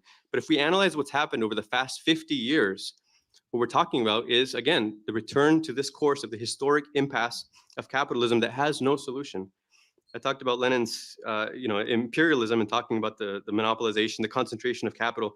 This has reached levels that would have been unimaginable in Lenin's time. The revenue of the Fortune 500 companies in the US represents 70% of GDP, a record $16.1 trillion. The top 4 banks have 68% of total banking assets in this country. The top 8 banks have $11.5 trillion in assets. That's half of the country's GDP. 80% of mobile telecommunications is in the hands of just 3 companies. Just 3 companies controlled 95% of credit cards. 4 companies control 89% of baby formula. We saw what that led to not too long ago. 4 companies control 85% of corn seed. 4 companies control 85% of the steer slaughtered in the US, 66% of pork, half the chicken. This is every industry. 3, 4, 5 companies control every corner of every basic industry. That is what the economy has become. And it's not just concentration of capital that's the problem. It's not that it makes it harder to compete for other capitalists. he to get is into right the about market. this. That's not. It's the. He is right about this. I just don't think that socialism is a better answer to it at all in any way. Because like with socialism, I'm sorry, we're going to go to that super chat in a second. Like with socialism, there's going to be one organization controlling it, and that's going to be the state. So is it ideal to have like only a couple of organizations controlling all these things? No, it's not ideal at all. But I'll take a couple of organizations over there being one, and that being the state. Like flawed capitalism is still preferable to Marxism. Period, full stop. They hide those deaths in China and Russia specifically, like evil hides truth. Evil deceives, hides, and lies. Well, we actually did there was an episode of Socialism Saturday probably 6-7 months ago. It was one of the earlier episodes where we watched a lecture about the evils of socialism. There was someone actually wrote a book about this. A socialist wrote a book about the evils of socialism. And do you know how they explained it? Like, all of these bad things happened in Russia. All of these bad things happened in China. We should be honest about it. They explained it, I shit you not, by saying, real socialism has never been tried. We're going to get it right this time. Pinky swear, bro. Promise. The basic forward mechanism of the productive forces, it's no longer moving forward. That is the problem. Marx explained that one of the fundamental contradictions of capitalism is the inability to escape increasingly disastrous crises of overproduction. And it's a contradiction that stems from the fact that workers produce everything in society, the goods and services that are sold on the market.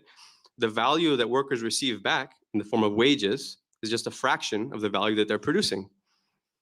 And so the difference is surplus value, and that's the profit of the capitalist. So far, so good for the capitalist, but there's a problem, because it means that the working class as a whole can never buy back the full value of what they're collectively producing. And it means that inevitably the market reaches a point where more is being produced than what the capitalists can actually sell for a profit. It starts to end up sitting on the shelves. And when they reach that point, they're starting to lose money. They have to respond. They lay off their part of their workforce. They scale back production. But in 10, you have more workers laid off, also spending less. That reduces consumption further. More products are unsold. More capitalists curb production and lay off their workers. You have this downward spiral. That is the basic fundamental source of recurring slumps. And there's no way of escaping that under capitalism. Marx explained, he talks about this in the manifesto, that the conditions of bourgeois society are too narrow to comprise the wealth created by them. And how does the bourgeoisie get over these crises? By paving the way for more extensive, more destructive crises, and by diminishing the means whereby the crises are prevented. So one of these methods that they've used, and they've used it systematically at an unprecedented scale, is the massive expansion of debt and credit to try and artificially expand the limits of the market. And this is something they've done ever since the end of the boom. The US was the world's largest creditor in the post-war boom, and now it's the world's largest debtor, surpassing, it's reached a public debt of $30 trillion, surpassing the combined debt of the next 3 top indebted countries combined. In the 1970s, debt was just a third, represented just a third of GDP. It's nearly 130% of GDP today. And it's not just the public debt. It's not just the government debt that they've used. It's the massive expansion of credit. It's debt at all levels, households, corporations. The total market credit was 1.5 trillion in the early 1970s. By 2008, it grew to over $50 trillion. That's part of what created that degree of instability, that degree of devastation in the 2008 crisis, from 1.5 trillion to 50 trillion. Since then, it's grown to over $91 trillion today. That's the degree of attempting to artificially expand the natural limits of the system. So, this basic feature of capitalism at earlier phases, the basic progressive feature was that the companies would take a portion of their profits and invest it back into production. That drive, that was the good thing about capitalism. And that's basically come to a halt. It's come to a complete stop over the last half century because of this chronic state of overcapacity. If the market can't absorb the products, there's no real drive to actually become more productive. And so as a result, industry across the board has been utilizing less than 80% of industrial capacity for most of the past 2 decades. By contrast, in the 60s and 70s, they would frequently get above 85%, sometimes 90%. In the last 2 crises, it's actually fallen below 65%. I mean, somewhere between 20, 35% of industry is always just sitting there idle. It's not being used.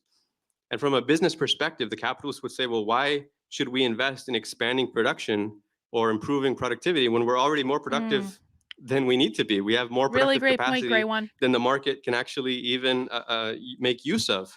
And that is a fact. As a result, the level of investment in production, it's been steadily declining since the 1970s. In each of since the end of the post-war boom, we've had 6 recessions. Each time the capitalists have cut back their spending that they're investing on production, and it's never once gone to pre-recession levels afterwards. They cut it, they cut it, they cut it. And that's what's been happening for the past 50 years. At the height of the post-war boom, productivity was growing over the course of a decade, somewhere like 25, 35% in 10 years. Industry would become more productive. In the decade after 2008, it grew by just 8.7%, less than a third of that rate. In the last few years, productivity growth has slowed to almost nothing. Economists are starting to talk about a global productivity slump. And in the last 2 quarters in the US, productivity actually suffered its worst contraction since records began in 1947. That's the last 2 quarters of 2022. We're not talking about the pandemic in 2020. That's where the US economy is at today. So instead of taking a portion of their wealth and reinvesting it into something that's beneficial for the rest of society, what are the capitalists doing with their record profits?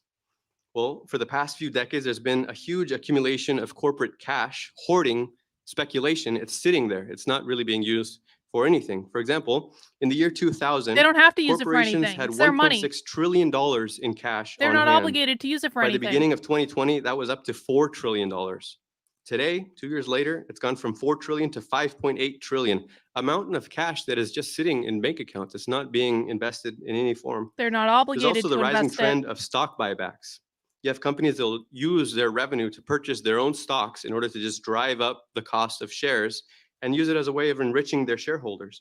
So in the decade, Well, that's here's one literally their example. In the job decade to before enrich their 2020, shareholders. the top 5 airlines, which control 80% of domestic flights, spent 96% of their free cash flow on stock buybacks and delivered huge payouts to their owners. American Airlines alone spent $15 billion in 6 years just on stock buybacks. And when the pandemic hit, they claimed bankruptcy and they said, we need a bailout for the survival of the industry. That was the words of CEO of American Airlines, who makes $12 million a year. He says, we need this to save the industry. And they received a $54 billion. We sure as shit shouldn't have bailed out the airlines. That was socialism right there, if I've ever seen it. We sure as shit shouldn't have bailed them out. Let them fail. American Airlines sucks so bad, it's ridiculous. I will never fly them again. So on this, we agree. You know what? Listen, we occasionally have to acknowledge where we find agreement with the socialists. I don't think they should have bailed them out. Bailout is socialism. Exactly. Bailout after 96% of their free cash was used billions upon billions just to enrich their shareholders. this is what the impasse of capitalism represents. Instead of developing the productive forces, you have parasites, blatant parasitism, just taking as much wealth as possible and sucking it away from society and just accumulating it. The wealth, through these kinds of methods, the wealth of the top 1% increased by $6.5 trillion just last year. The stock portfolios of the top 1% are now worth $23 trillion. That's 100% of GDP. That doesn't mean the whole country is just in their hands. Almost half of the stock market is represented by the 1%, the stocks of just the 1%, because the stock market is actually at 46 trillion. Since 2010, the market value of the top 500 companies has tripled from 11 trillion to 32 trillion.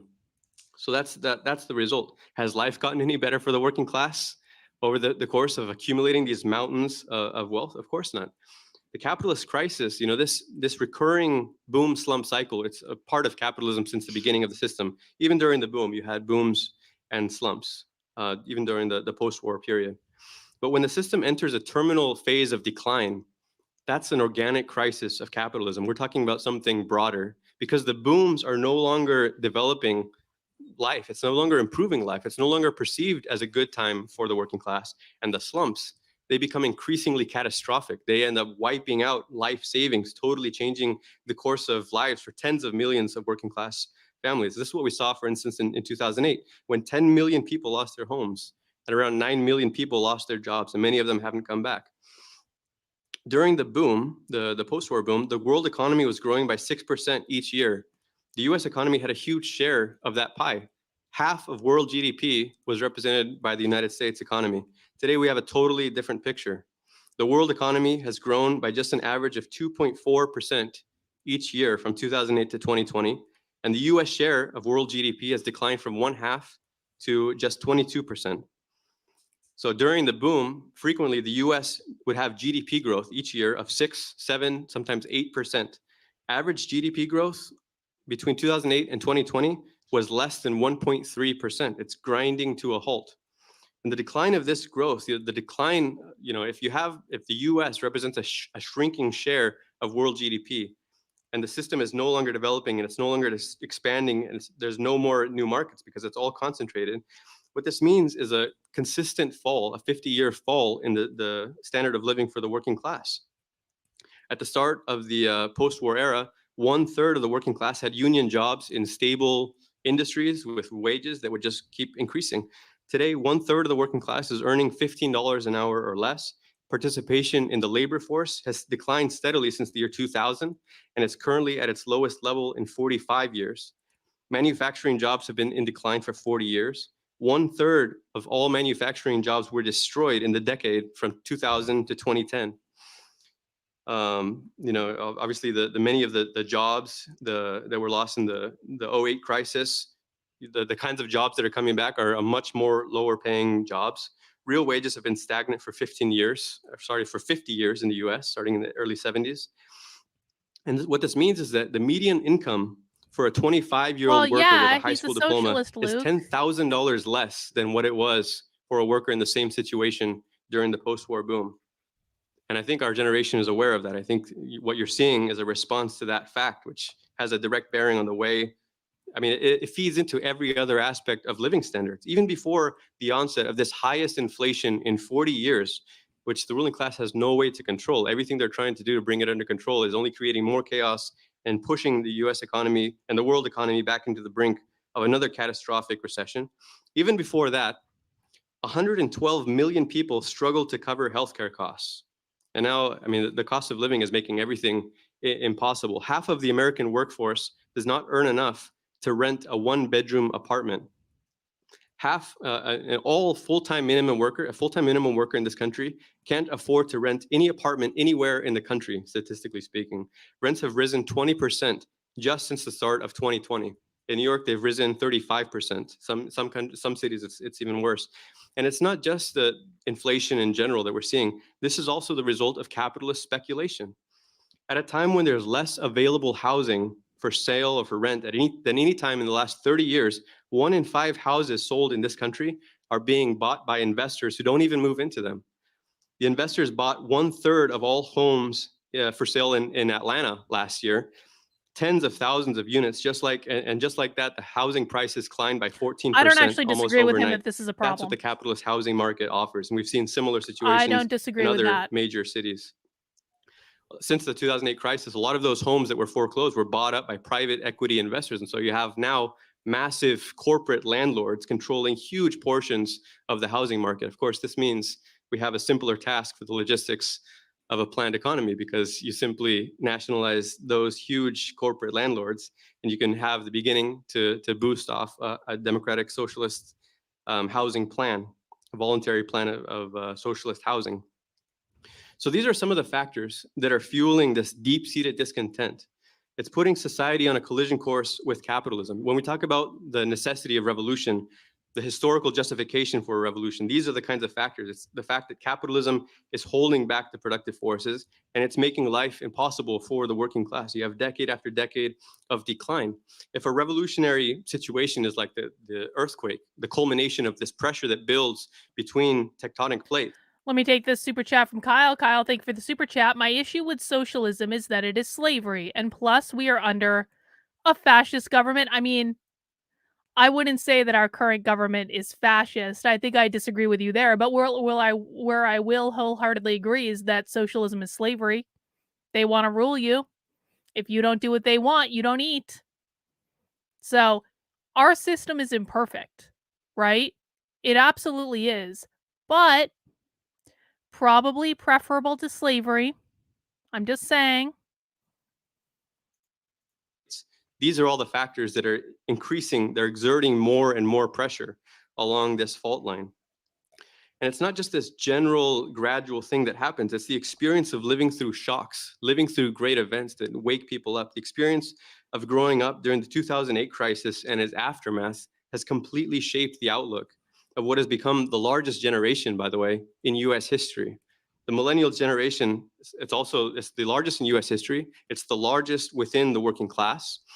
Within 3 years, the millennials are going to make up 75% of the global workforce. US millennials are working an average of 45 hours a week. So this is what the working class has become, a generation that was shaped by the experience of nothing but capitalist stagnation and crisis.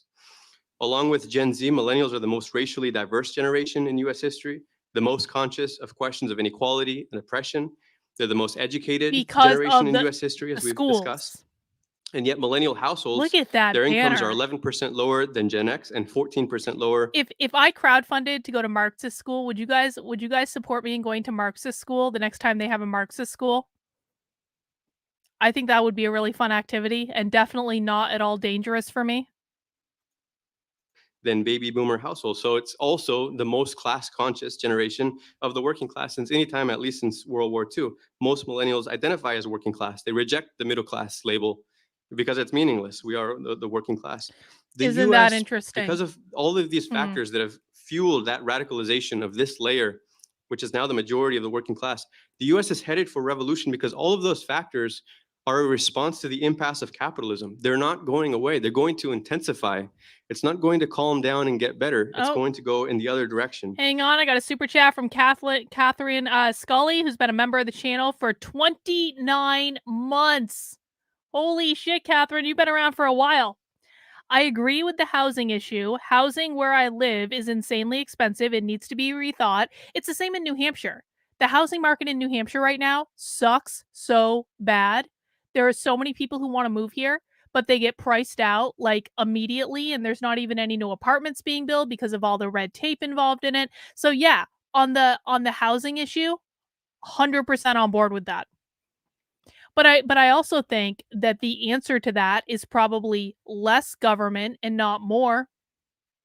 I'm going to suspect.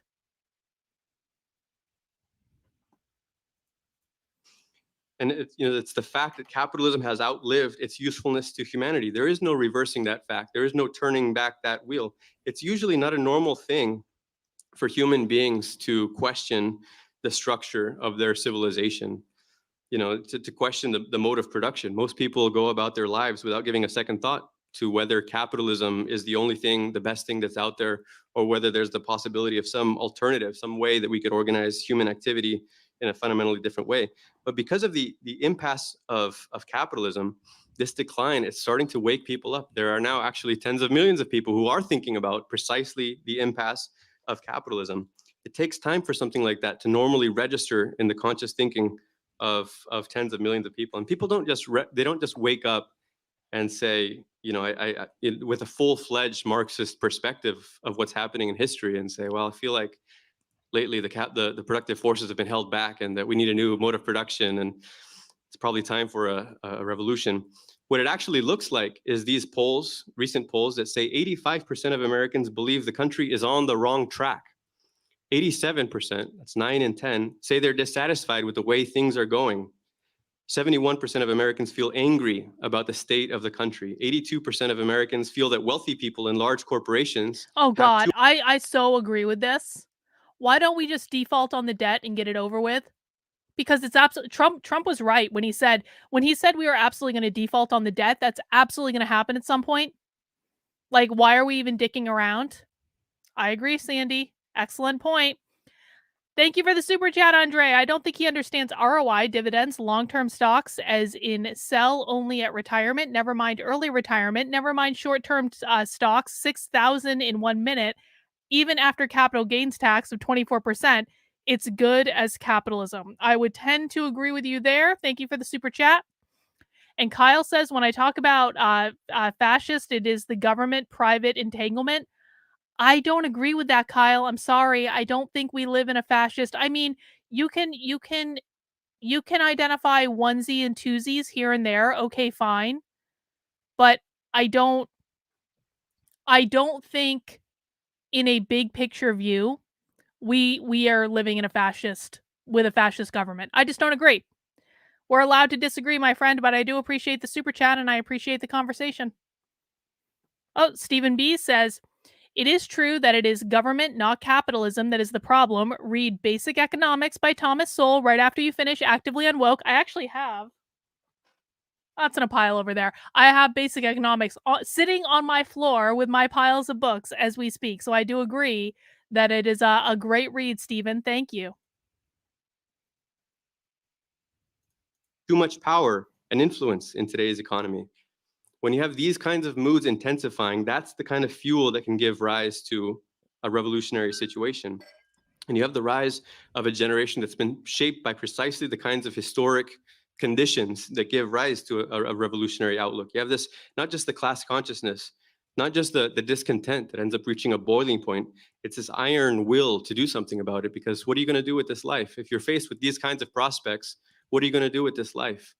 Except for dedicate it to the fight to overthrow this system. There's a lot, that's a force that is becoming a shaping psychological factor for millions of young people. And the liberals, they can't understand this, and they complain that too many people are getting obsessed with the politics of grievance, and people are too negative, and they're too angry, and it's probably caused by social media.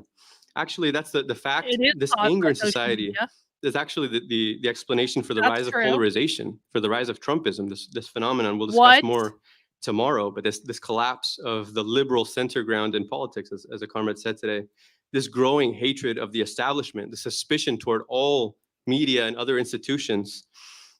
But Trumpism is also going to have its rise and its fall because it offers no solution to the working class. It doesn't offer a response to the impasse of capitalism, these underlying historic factors that are driving this decline, this relentless decline. Most people were making more money under Trump than they were under Obama, and so I'm not sure that that's true, bro. In living standards, there's no solution to that. What Trumpism really represents, it's not just a section of the working class, by the way. It's a middle class phenomenon primarily. But you have a middle class that's vacillating, that's starting to lose confidence in the traditional status quo. That vacillation can go to the right. It can also go in another direction. Lenin talked about the conditions for the rise of a revolutionary situation. The ruling class being unable to control society in the old way, being unable to rule in the old way. They start to have crises.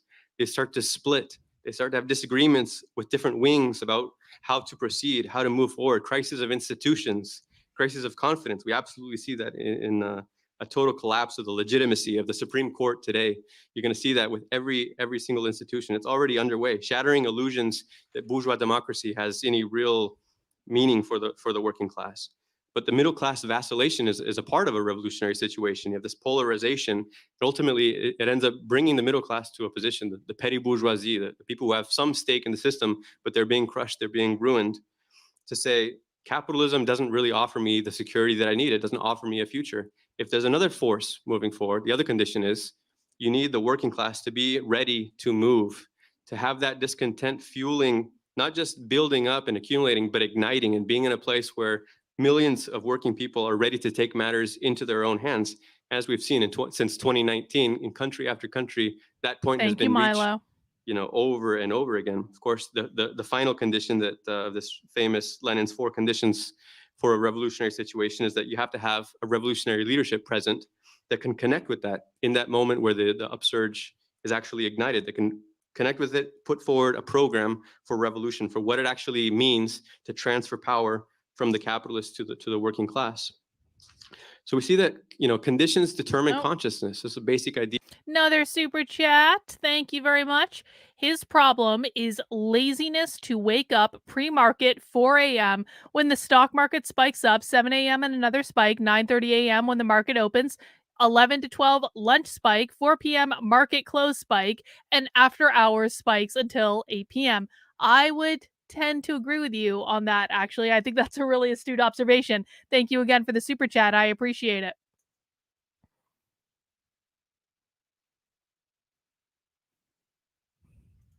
Idea of Marxism, but consciousness isn't determined in a mechanical, direct way. It happens dialectically. You have this long, gradual accumulation of experience, this accumulation of disappointments with what life under capitalism represents, coupled with dramatic shocks, coupled with those moments that they call them once-in-a-lifetime crises, but they keep happening over and over, and it keeps impacting consciousness, and it changes the way that people think about the system. Going back to this idea of the old left and what happened in the 30s, the radical, this idea, we'd have meetings of the Communist Party filling Madison Square Garden with 21,000, communists with symbols like this. And now people at Jacobin treat it like we're on the fringes of society, and, we can't let go of these dreams. Well, what was it about conditions? What was it about the historic environment that led millions of people to draw revolutionary conclusions? Not just that, but to get involved. What was it that pushed all of those young people to become cadres of mass Marxist organizations, of socialist parties? Hang on, we're going to get the super chat first. But what was it that pushed young people to get involved with socialism? I bet he is the type that expects everything and everyone to hand him over an office job on a silver platter without he himself acquiring any skills. Didn't you just describe like every socialist ever? Where they expect everything to be handed to them and they don't actually expect to do anything except maybe show up and do their assigned job for a couple hours and then go be artists for the rest of their life. And it's okay when people are young and they believe this. I mean, we all went through that phase, right? But at some point you have to get a job and learn how the world works and things like that.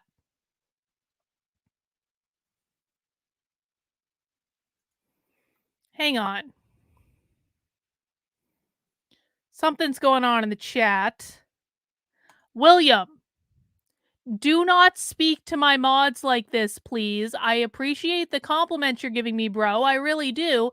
But do not speak to my mods like this. If you're speaking to my mods like this and telling them to get over it, like, that's going to violate rule number 1 of the chat, which is don't be a dick, okay? And I don't think you're doing it purposefully, but just rein it in, bro. We're all friends here. Relax.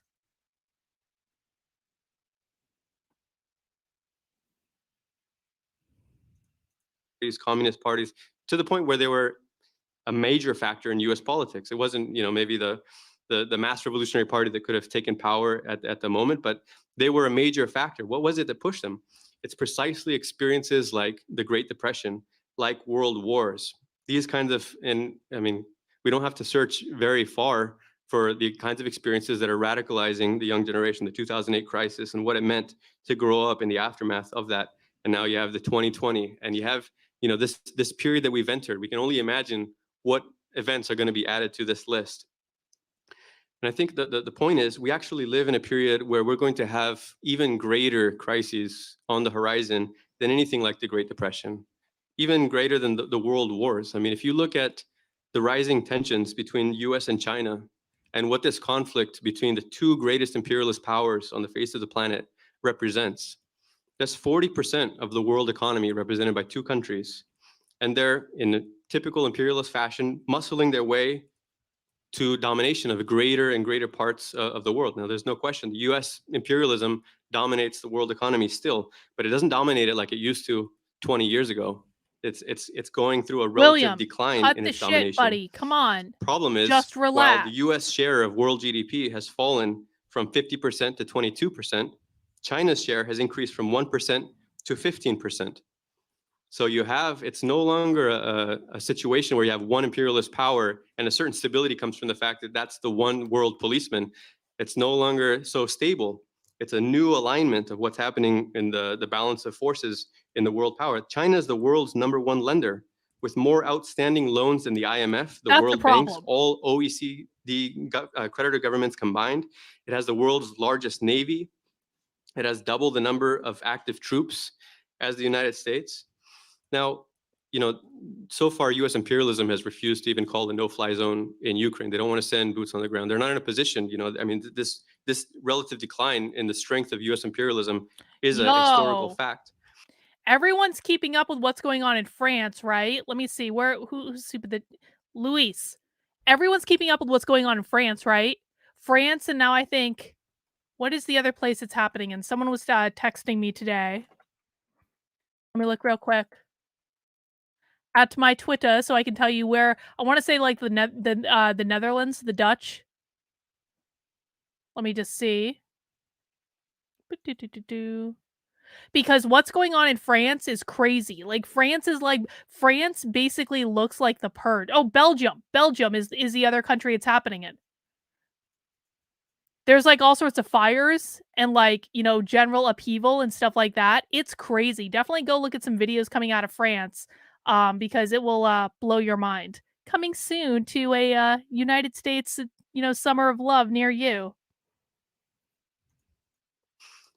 And even so, you have, if something were to erupt over Taiwan in the coming years, you may still have a situation where both countries are willing to avoid an open, direct warfare because of the nuclear threat, which neither ruling class has an interest in. They want to dominate the world economy. They don't want to be completely wiped off the map. So that may still be a fact that you have both countries willing to avoid this. But even full-scale sanctions, a full-scale economic war, a blockade between the two largest economies in the world that represent 40% of world GDP, that would be a devastating event far greater than the Great Depression. It would affect every country on the face of this planet because those economies are intertwined with every economy in the world. I mean, the dislocation that we're seeing now in Europe because of the war in Ukraine, the fact that you have skyrocketing inflation, the fall of Liz Truss is one of the results of that. But you have 80% increase in utility bills for people in Britain. You have households in Germany, the powerhouse of Europe, collecting firewood so that they don't freeze over the winter. That's nothing compared to the kind of dislocation and economic chaos that we would have if you had a full-scale confrontation between the US and China. The workers of China have no interest in that. The workers of the United States have no interest in that. Of course, the workers of Taiwan, of no country on the planet, have the interest in that kind of a scenario. And yet that's the direction that the ruling class is driving society. That's the kind of thing that can provoke an unprecedented crisis, a crisis of the regime, a crisis of the legitimacy of the entire US government. It can provoke an uprising in China. We're seeing that there's a crisis there as well that's brewing. There's a lot of discontent that's accumulating. And it can provoke a revolutionary response by the masses in the United States. That's just one example of what are these factors that can be the boiling point. There's an even greater threat than that, I would say. Marx explains that the capitalists, in the manifesto, he says the capitalists unleashed something that they couldn't manage. Modern bourgeois society is like the sorcerer who is no longer able to control the spells to control the powers of the netherworld, whom he has called up by his spells. It's one of these quotes that make you think of like Fantasia or something, calling up these spells from the ruling class brought this into being, but it's something that goes beyond its control. And I think this describes the climate crisis. The dire warnings of the IPCC, the Intergovernmental Panel on Climate Change, this is something that I think tens of millions, hundreds of millions of people have read these things, and it impacts people. You read these reports, they're coming out regularly. And it's nothing new. I think we have to understand that governments have known for decades. The fossil fuel industry knew full well what was happening. These warnings have been issued for 40 years. The IPCC was organized. What you're seeing right here is a demonstration of the 4 goals of the woke left in action. They've gained power, and now they're trying to destabilize the system with this climate change bullshit. How are they destabilizing the system? Well, they're basically like, creating hysteria over climate change. It's the same hysteria that's been happening for decades. And they act like it's something new, so they're creating this hysteria over it. And then they're saying, do you know what caused climate change? Capitalism. Capitalism is responsible for all these problems. If we just get rid of capitalism, we're going to be able to fix climate change. Everything's going to be good. I really want you guys to learn how to identify this stuff when you see it happen. Every single time they're like, climate change is a problem. Do you know what's caused climate change? Capitalism. That's them creating hysteria to use that hysteria to destabilize the system by attacking capitalism. Organized 40 years ago. Fossil fuels have been burning, of course, since the Industrial Revolution. But of all the atmospheric carbon that has been emitted since pre-industrial times, half of it was emitted in the last 30 years. The capitalists knew what they were doing. The capitalists in effect, knew. the response Those of the ruling class evil was to say, we could pull the emergency brake, but it would mean a major loss of some really profitable markets. So instead, we're going to send our species hurtling toward an existential catastrophe. That's the response that the ruling class has given. And this is a crisis of their making. The capitalists don't care about the children. If that were the only factor, that alone guarantees that society is on a collision course. On a collision course with annihilation. That alone guarantees the inevitability of revolutionary uprisings and the events in profit response margin. to this fundamental contradiction. Because the realization is dawning on millions of young people that the capitalist system itself is responsible for threatening humanity's chances of survival on this planet. It's not government inaction. It's not lack of information. It's the inability of the capitalist system to respond, to cope to this existential threat of its own creation. And the socialist revolution is the only solution to that. That's a message, that's a fact, it's a historic fact. And it's going to continue to become more and more conscious in the minds of this generation of the working class. Despite these kinds of scenarios, there is an inherent revolutionary optimism in a Marxist understanding of human history, because the picture before us, it's not just one of crises and catastrophes. It's a picture of a system that's expressing its historical exhaustion. It's run its course. It deserves to be overthrown. That's the historical fact that's being expressed in all of these crises that we see. But Marx explained that the system also creates its own gravediggers. The very conditions of capitalist impasse have given rise to this new generation of the working class that has everything going for it to be the social force that can carry out the historic mission of our class. To the extent that we understand that, comrades, we are duty bound by history. We have a duty to humanity, to our class, to do everything in our power to achieve the socialist revolution in our lifetime by building the forces of Marxism into a powerful enough force to bring that revolution to victory.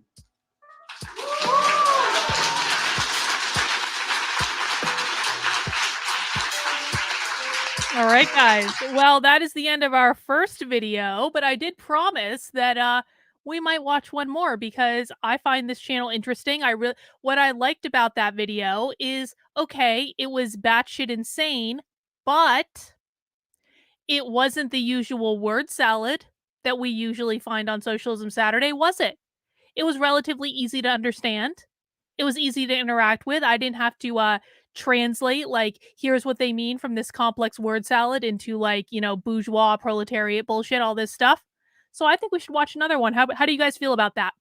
Renan says, if we're so bad with the environment, then why is China belching out more deadly chemicals than us? Exactly. Exactly. All right, let me see. What other ones was I interested in? Because I was really kind of interested in some of the stuff that, do you guys mind if we go back?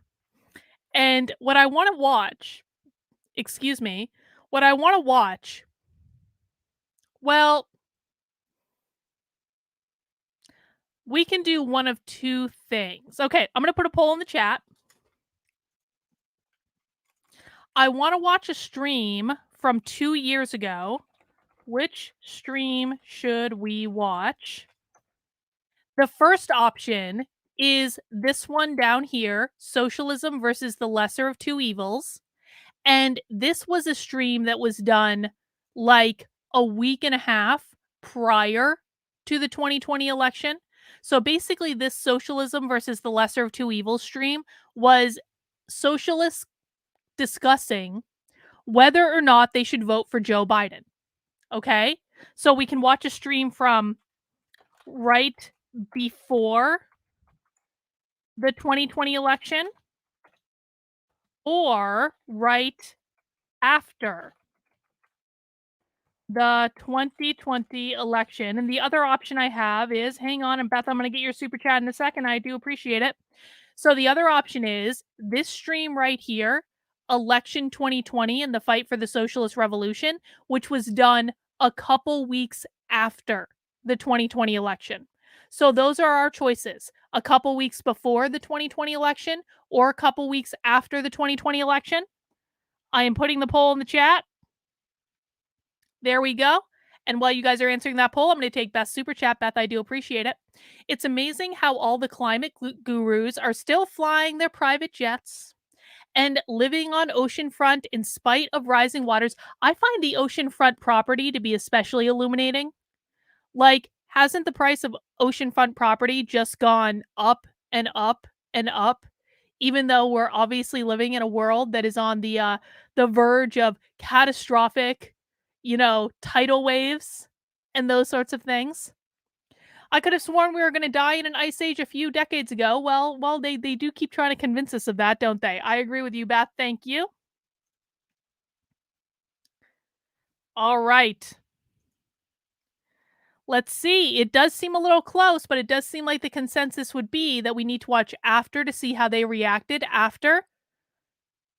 I kind of agree with that. All right. Last chance to vote in the poll. 10, 9, 8, 7, 6, 5, 4, 3, 2, 1. And the winner is, we are watching the stream after the 2020 election. So this is going to be this one. It is called, hang on, we'll do a descriptor. It is called Election 2020 and the Fight for Socialist Revolution. After a long wait, the election is finally over. Still, Trump is refusing to. This was before January 6th, okay? So it was after the 2020 election, but prior to January 6th. Still, Trump is refusing to accept the results, and the prolonged political and judicial battles will further expose the decrepit nature of American bourgeois democracy. Meanwhile, COVID-19 infections are rising uncontrollably, and the crisis of capitalism continues to deepen. What will the election results mean for the U.S. working class? What should socialists do in the aftermath of the 2020 election? Guys, we're going to watch the socialist reaction to 2020 just for shits and giggles. Thank you for hanging out with me. This is Socialism Saturday. We do Socialism Saturday on Saturdays at 6 p.m. Please make sure you mount that like button for me if you are enjoying the show. Not the socialism, but the show in general. All right, let's get this party started. It's really fantastic to be here with you all this weekend. Truly gave me a big smile to see all of you as I scrolled through the gallery before we got started. This is going to be an amazing event, and we have a lot to talk about. 2020 has obviously been a hell of a year. An unprecedented series of crises and catastrophes has hammered the inhabitants of the entire planet, both physically and psychologically, and it's had a dramatic effect and an impact on the consciousness of all classes. Now, whether we like it or not, constant instability and uncertainty is the new norm. Trump has yet to formally concede, and he seems hell-bent on And doing he everything never, possible to sow ever, chaos ever and to will. delegitimize the transition to a Biden presidency. Never He will. aims to present himself as an aggrieved victim of a vast liberal conspiracy. And this is obviously the best way to launch Trump TV, whatever form that may take. Well, And that of didn't course, happen, to did set it? him up for a possible run at the presidency in 2024. Aha, there we are. Remember, he gets to be in the White House until January 20th of next year. And more than a lame duck, he's a wounded jackal, and he can cause a lot more damage. The longer he drags things out, the more he's going to undermine the institutions of bourgeois legality in the eyes of millions of people. Unsurprisingly, the nationally coordinated Stop the Steal campaign is being orchestrated by none other Fucking than Ali. Roger Stone and Steve Bannon. No, And it was these people orchestrated by don't Ali care about the Alexander. long-term implications It of was a not serious orchestrated by constitutional crisis Steve if Bannon it and Roger keeps Stone. Trump's personal stock afloat. After all, his policy isn't really America first, it's Donald Trump über alles. Now, after Biden's victory, millions of people understandably do feel as though a long and surreal nightmare has ended. But nearly as many millions of other people feel as though the nightmare is just beginning. And the reality is that the nightmare of capitalism hasn't gone anywhere, and it's only going to get worse for all workers, not just in the US, but around the world. So the sense of relief is really just a reprieve from execution, and a brief one at that. The euphoria and the jubilation won't last, because after the party comes the morning after. And believe me, if you thought what followed 8 years of Obama was rough, the hangover of the School of the Democrats version 2.0 is going to be even more epic. Even more disappointments are in store, even if there are some Exactly. That's cosmetic why we watch it. adjustments that seem to lighten the chains And also, guys, just a little. by the way, when you watch socialism from a couple years ago, you really start seeing how their talking points from a couple years ago show up in the talking points of the Democratic Party today. So here's what I want to challenge everyone to do as we're watching this. Like, every single time you hear this asshole say something that is literally out of the mouths of the Democratic Party today in real time, let's call that out. Because that's part of why we do Socialism Saturday, is sometimes when we go back and watch older socialist videos, it's like the socialists were feeding the Democrats the talking points, which I think is very telling of where all this bullshit is coming from. Little bit in the short term. The emotional response that we've seen on both sides to this election, it's driven by deep anxiety, by fear, depression, illness, debt, unemployment, and desperation for real change, for jobs, healthcare, education, safety, and dignity for all. But since the system can't offer any meaningful and lasting solutions, the only choices on the table are liberal and conservative variations on a capitalist theme. As a result of this whipsawing of the population over the last few electoral cycles, the working class is deeply divided along electoral and ideological lines that cut across the class unity that is absolutely necessary if we're going to defeat the capitalist class and its state apparatus. Now, a lot of people don't want to hear or accept these truths. They're just happy that Biden is in power. And of course, we have to be sensitive to the ordinary workers and young people who sincerely believe that casting a ballot can bring about real change. But we need to patiently and persistently stay on message and explain the following. Number Guys, one. breaking news. The Trump DeSantis influencers are fighting again on Twitter. Laura Loomer is in a Twitter space right now called Trump versus DeSantis Part 2, Gone Nuclear. If someone wants to update me on whatever the current fight is between the Trump and DeSantis influencers, we're going to keep watching this. Don't get it twisted. I'm not going to give up on Socialism Saturday just because Laura Loomer is doing something crazy. But god damn, is this not like the best entertainment? Should we listen to their Twitter space? No, we're doing serious work here. We don't have time for Laura Loomer's bullshit. Are they recording this? It's recording. Don't worry. They're recording it. We can go back later and listen to it. Oh, this is so great. I'm so looking forward to this. All right, fuck us. There's no solution to the problems facing the working class within the limits of capitalism. Reforms and reformism don't offer a way forward. Number two, in addition to strong class struggle unions, the working class needs a mass political party of its own. You can't transform a tool designed for the rule of the capitalist class into a tool for defending the interests of the working class. That purple And drink 3, made my we need to glass build a literally strong purple. Marxist revolutionary tendency, grounded in Marxist theory, steeled in struggle, and rooted in the workplaces, organizations, and neighborhoods of the working class, so we can bring revolutionary socialist ideas Which is a shame because I'm putting an orange and drink in into it a now. future workers' party. So although Biden's election does represent a notable point of development, the fundamental contradictions of capitalism and our fundamental tasks remain essentially the same. What has to change is how we apply and explain these ideas to the rapidly changing landscape. So although everyone is pretty much worn out and has election fatigue, the reality is that the 2022 and the 2024 elections have already started, and we need to wrap our heads around the last 4 or 5 years if we're going to be able to understand He what's is a yet to typical come. Marxist. So first, That's we're going why, to take a look at Shane. Biden's victory and what we can expect from the Biden government. Then we'll examine the contradictory class roots of Trumpism. After that, we'll look at the role of the unions and the left in these last elections. And finally, we'll draw some general conclusions and look ahead to our tasks as an organization. Now, although the media is trying to hype it up, Joe Biden won by the narrowest of margins, by basically exactly the same margin as Trump won in 2016. And Biden's program basically boiled down to this: I am not Donald Trump, and I will take the country back to the good old days under Obama. Hey, But we he's have not to remember wrong. that it That was those actually very Biden's same argument. good old days under Obama that laid the basis for Trump in the first place. Now, As a reminder, socialists do not like Joe Biden because real socialists, real Marxists, do not believe that Joe Biden is a Marxist. So no matter how many conservative influencers are reading about him being a Marxist, can we all just acknowledge like Joe Biden doesn't even know what day it is? And these people don't like him. They don't like Kamala Harris either. I don't care how black she is. Jenny's getting inky with it. Says 30 minutes behind re-housing issue. BlackRock is buying a lot of residences to rent, and they're stakeholder over shareholder, which seems socialist to me. That is a really, really, really good point, Jenny. I appreciate you bringing that up. Thank you for the super chat.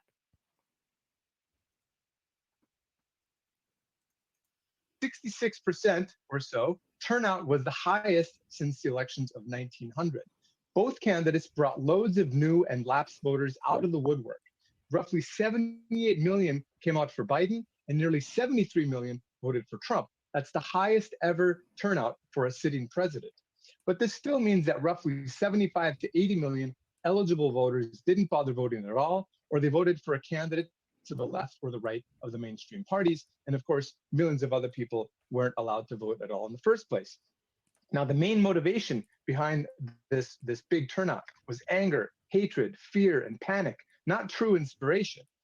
Going into the general election, Donald Trump was the most unpopular president in modern times. But we shouldn't forget that Joe Biden came in 4th in the Iowa caucuses and 5th in the New Hampshire primaries just a few months ago. If it weren't for the dirty deal done by all the other Democrats. Joe Biden didn't even stay in New Hampshire for the New Hampshire primary. And guess what, guys? For those who don't know this, check this out. Joe Biden is not even going to be on the ballot in New Hampshire in 2024 because the DNC is fucking around with taking the first in the nation primary away from New Hampshire. Of course, the Republicans aren't changing anything, so the Republican primary is going to be just fine. But the DNC is quite literally saying that no Democrats are allowed to campaign in New Hampshire, and Joe Biden's not even going to be on the ballot in New Hampshire. You're like technically not even allowed. Like RFK is going to do it, but like Joe Biden's not going to be on the ballot in New Hampshire because the DNC is fucking around. Which is actually pretty incredible because it's New Hampshire state law that we will be the first in the nation primary. So no matter what the DNC says or does, New Hampshire's Democratic primary is going to be the first in the nation primary. They'll just keep moving it back. So it's going to be funny to watch, man. I'm really looking forward to seeing what happens. They were so pissed off. The Democrats were so pissed off at RFK for coming to PorcFest because technically, if you are a Democratic candidate, you are not allowed to do events in New Hampshire. You're not allowed to campaign at all. What a time to be alive. Democratic candidates to block Bernie Sanders after Biden won South Carolina, a state he was never going to even come close to winning in the general election. Biden would have been out of the race back in the spring. And although Biden won by about 5 million popular votes, exit polls showed that Trump voters were actually more enthusiastic about their candidate than Biden voters were for theirs. And if you look at the down ballot elections, the Republicans did surprisingly well, all things considered. Is he in Trump it? may have been defeated personally, but Trumpism Oh, is alive God. and kicking. There was no blue wave and no Democratic sweep of Congress. In fact, the Democrats actually lost seats in the House of Representatives, and though they'll still have a small minority, their hopes for eking out a majority in the Senate hang on 2 runoff elections in the typically Republican-leaning state. Thank of God Georgia, this is recording. although Biden did win the electoral votes from that state this time around. Now, as a quick aside, since the margins in the Senate are so narrow, let's not forget that when Obama was first elected in 2008, the Democrats had a majority of 59 in the Senate, and at one point even had 60 Democratic senators. They controlled the entire government for 2 years hang on. between 2009 and 2000. Would you guys be pissed if I streamed this Twitter space instead? I'm sorry. I know I was committed to Socialism Saturday. I know, but that was before.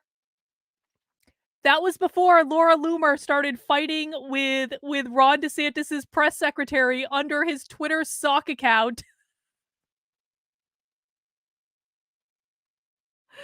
All right, we're going to do the space, okay? Here's what I'm going to do. I'm going to shut down the Socialism Saturday stream, and I'm going to immediately start another stream only on YouTube, possibly on Twitter as well, but definitely on YouTube. I'm sorry for people who are disappointed. I just can't help it. This is going to be great, okay? We can watch this another time. This is 2 years old. This Twitter fight is happening right now. Okay, I'm going to shut down this space. I'm going to restart this space. This stream. I'm going to restart a new stream, and we're going to listen to Trump DeSantis shenanigans. I'm sorry if people are disappointed. I just can't help myself. All right, so stick tight on the channel. The new stream's going to be starting soon. Thank you guys for hanging out for Socialism Saturday. We're now going to move on to intrigue and shenanigans and nonsense. And the new stream will be up soon on the channel. All right, take care, guys. I'll be right back.